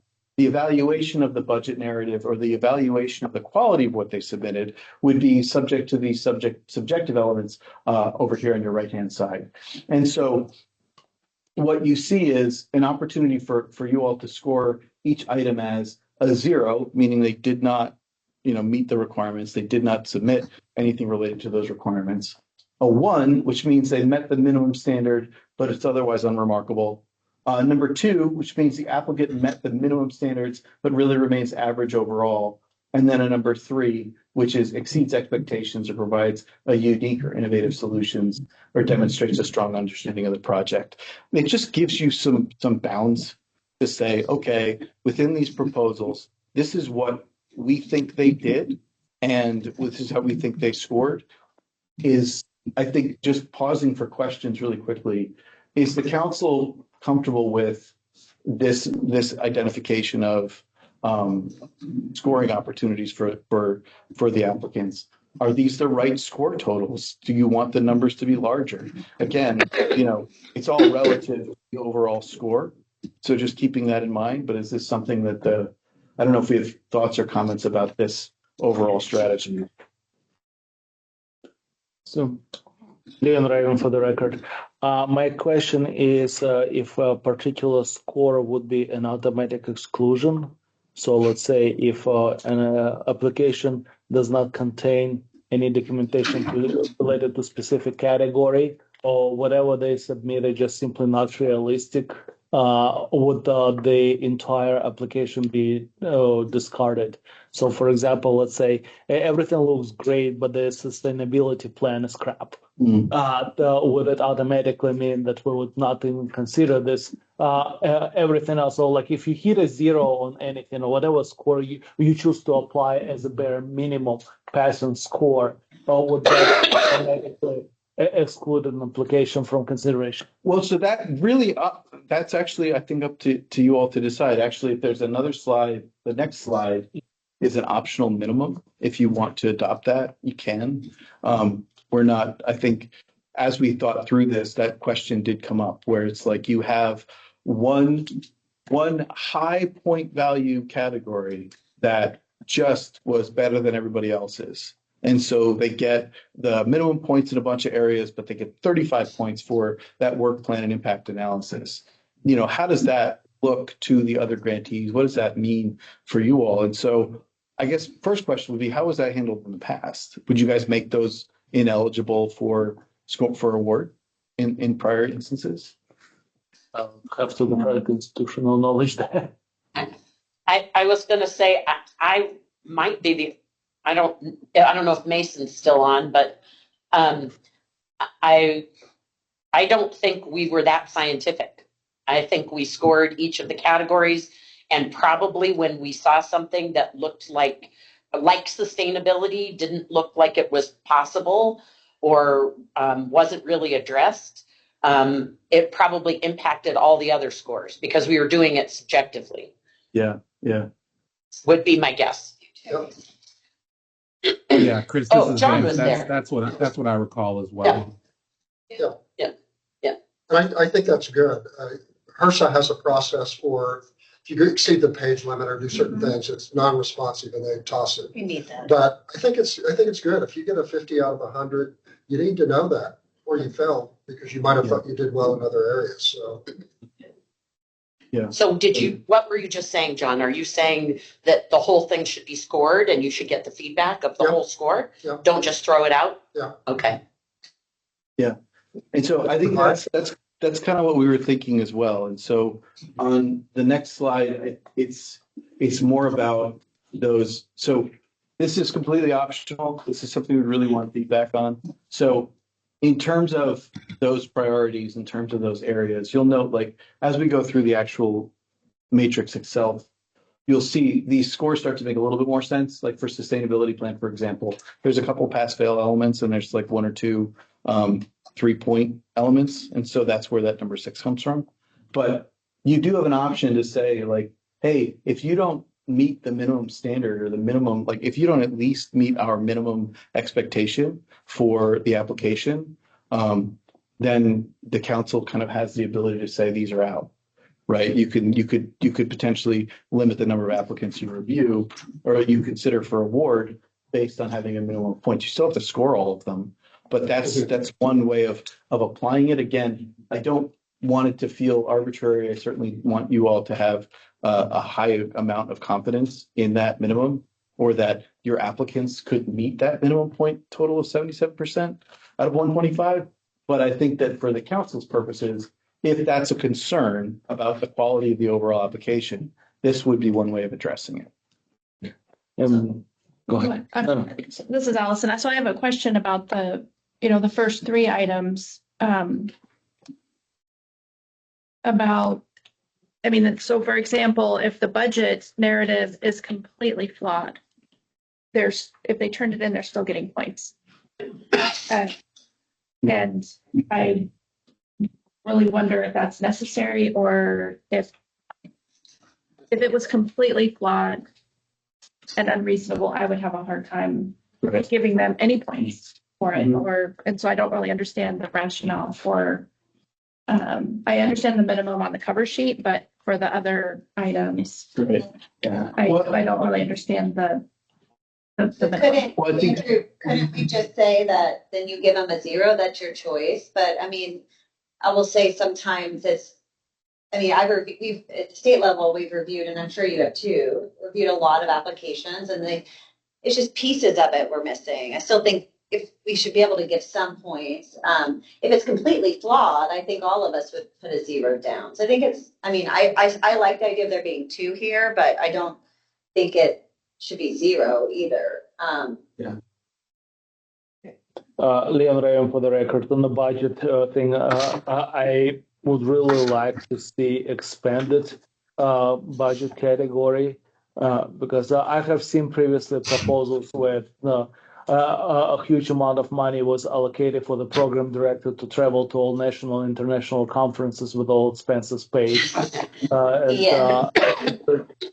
I don't think, even though they will still be within the budget, but or if the money is more distributed to focus on hiring practices and attracting great candidates, as opposed to just program director, maybe a couple of other faculties will go embarking on national travel.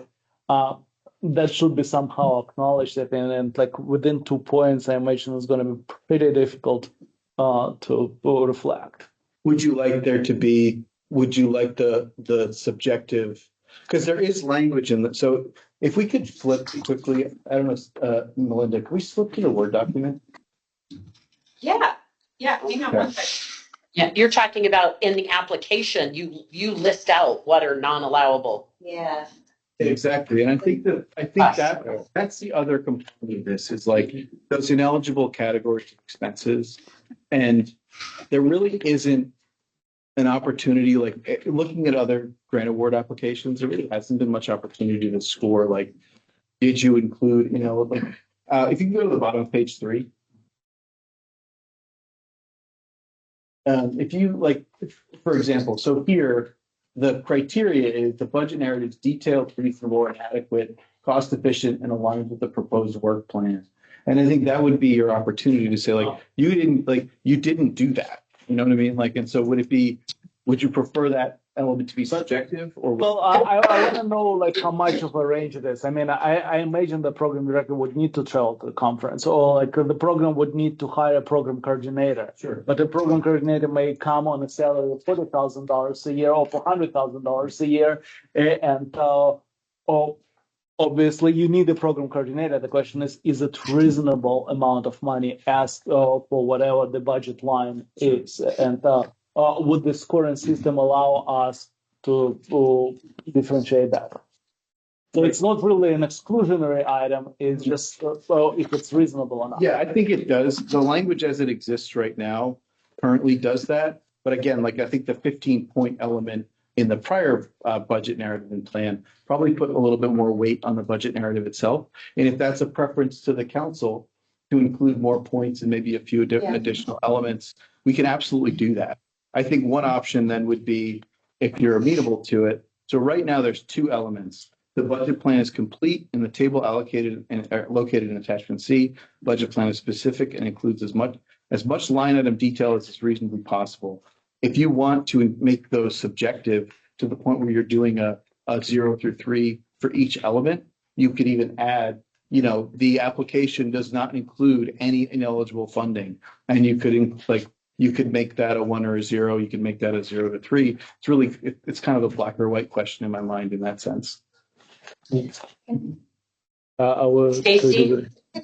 just one second. On that, Andrew, I think the points that have been made are really good. And I wonder if we do budget narrative is one piece, and then budget plan and reasonableness could be a separate. I mean, I'm just throwing that out there and see if folks like that, but I agree. Those, because reading it's like, oh, that's great, but then reasonableness is a whole different assessment.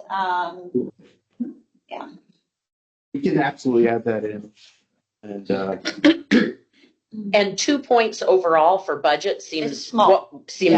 Too small in terms of the detail that's needed to evaluate whether. That's fair. Okay. Excellent feedback. Cover sheet, sure, but yeah. Also, I was confused about the project. I was confused about the project abstract. Sorry for interrupting. About why that was 16. So I don't know.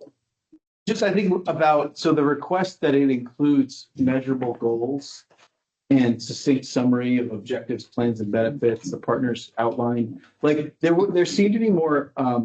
There a little bit more subjectivity in what they include and an ability to score that. If you'd like it to just be a 1 or 0, I don't see it because they would need to include more information elsewhere in the application. So it could be duplicative points. I could see that being, you know what I mean? Like it's a requirement that they include a project abstract, but they should otherwise elsewhere in their plan have the succinct summary of the project, measurable objectives, things like that elsewhere in their proposal. Yeah, Jeremy Kilburn, my concern, I think, is the same for something like project or abstract, is that you're starting to award points for writing and, you know, having a grant writer, for instance, or having a large institution that is facile with these things, opposed to like the rural programs. And so, you know, anything we can do to reward merit as opposed to writing style and writing infrastructure, I think we should highly consider. And because because I wrote one of these for critical care a couple years ago. It's a big lift, and not all of it is really necessary, you know, for what our aims are. It's almost like a NIHK grant or something, and I think that's the format that originally. I don't know the history, but I really don't want to reward writing style and quality over merit. Okay. John? I just was going to say, abstracts are usually the last thing I write. When I do a grant application, it's more of a checklist. Make sure you include just touch upon this, and it's a self-contained statement of what the overall application is going to do. And I'm going to want more detail in every other section. So it's a checklist. Maybe it's a 1, 1, 1, 1, 1. Got it. And then or just a one overall. Did you complete a submit? Did you submit a complete project abstract, including the following, and list those things out? So it'd be like one line instead of 6. I got you.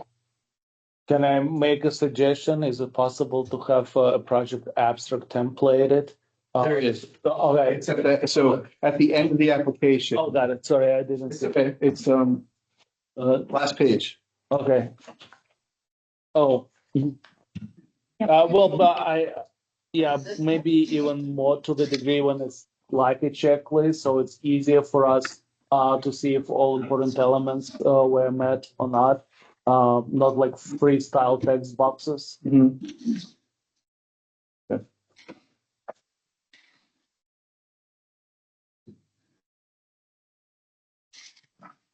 Andrew, also, I think when we all come together next time, what might be helpful is if we do on page 5 where you have the overview, show the percentage of each thing to the total score. So for example, budget makes up, 5% of your score.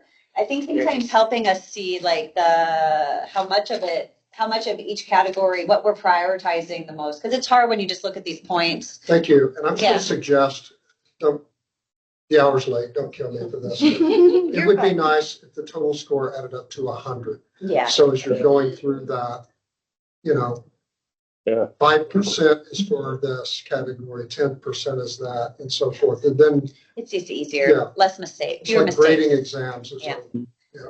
Less error prone. Yeah. But on the scoring method, on the totals, I've evaluated some projects where they used a 100-point category, but there was a bonus attached to if somebody came up with an important element and they went above and beyond what is typically asked. So it was kind of like, let's say 10% bonus point or 10-point bonus for having a hitting an exceptional area that we as a committee did not think about, but in a retrospect seems to be quite important and critical. I think we're more at risk of litigation. Yeah. So when I looked at these, I was having a hard time blending the 0 to 3. I liked the definitions of 0 to 3, but I was having a hard time applying 0 to 3 with what we have here. Is everything divisible by 3? Is that why? I'm not sure how to use 0 to 3 as it relates to this. As it relates to the minimum points, you mean? Well, minimum or maximum, because maximum would be, what if everything was 3? Well, okay, we're not going to get a 3 on the cover sheet, but is everything else here divisible by 3? So you'd give them 0 to 3, no, or a multiple of that? So if you look at the, that's a good example here. Feasibility. So if you go to page, Melinda, I'm sorry to ask you to keep jumping back and forth. Can you go to the Word document at the bottom of page 5? Stand by. It's coming. I mean, I think the feasibility works because it's 6. So right. You could. Right, work plan. Well, so I'll use feasibility as an example, and then we can talk about why 3. So 3 was just like in that scoring consideration for 0 being didn't do anything, 1 being did something. So under the feasibility assessment, so there's a number of elements within the application that tie into the feasibility assessment. So you have some data pulls, like for example, the current and projected resident capacity assessment, the number of actual accredited approved residency positions for 24 and 25, across the board. You either have that information or you don't. And so it seemed like there's data elements that are submitted, and certainly there's data quality and things like that if you wanted to make that a subjective element. But they either submit it or they don't. It was something like this that didn't require them to apply an analysis or to explain what it is that we're going to do in this new program to apply, to essentially get to that, did you submit this data or not? And so I think in some respects, that's where that logic comes from. Now, again, if for letter D here, the number of new residencies positions specific to the program and estimated number of, if that was something that you wanted to make a measurable, like in terms of, hey, they're only adding 1 person or they're adding 10 relative to their total numbers, that's an area where you could apply some of the subjectivity. Did they meet our expectations? Are they going above and beyond? But as far as a data pool is concerned, the way that we approached this was, if it was just a simple data submission that's required as part of the application, and they weren't applying any additional analysis to it, that's like, it's a 1 or a 0. Again, that's completely up to the council's final determinations, but those are some of the considerations. I got you. So you're basically saying we would have categories where the instruction might be at the top of that category. If each of these items are present, it's a 1 or a 0. In others, more subjective areas, it would be a scoring of 0 to 3 with that definition. Right. So if you scroll down, Melinda, to the next box. So for example, where they're adding new residency positions specific to the program, you can evaluate, does this increasing number of individuals in our program, does this meet what we're looking for as far as program expansion? So it just separates out in some respects the data demonstration versus just something that's more like, this is what we're going to do in this program. This is how we're going to, this is what we feel this outcome will be. Why are we separating out the presence of the data and what that data means. So I think because it was, at least to us, it seemed like it was a required element. You all wanted them to submit data. And so again, like they have it or they don't, they submit it or they don't. And so it would just seem like a mechanism to separate it out. Again, if that's not a preference, if the committee is not, it doesn't prefer this method, we're happy to make amendments. Can I ask a question about letters of commitment? Sure. What if it is a program that intends to do the entire training using their own internal resources? They're not planning on engaging community partners. They don't have external organizations to write letters of commitment. Would they be penalized for not having them, or would they instead be able to provide maybe letters of support where like community organizations would acknowledge the importance of what they're trying to do without saying, well, we're committed to provide resources? Yeah. So that was part of going back to that discussion we had about requiring or not requiring partnerships, right? So the letters of commitment seemed like it was an element where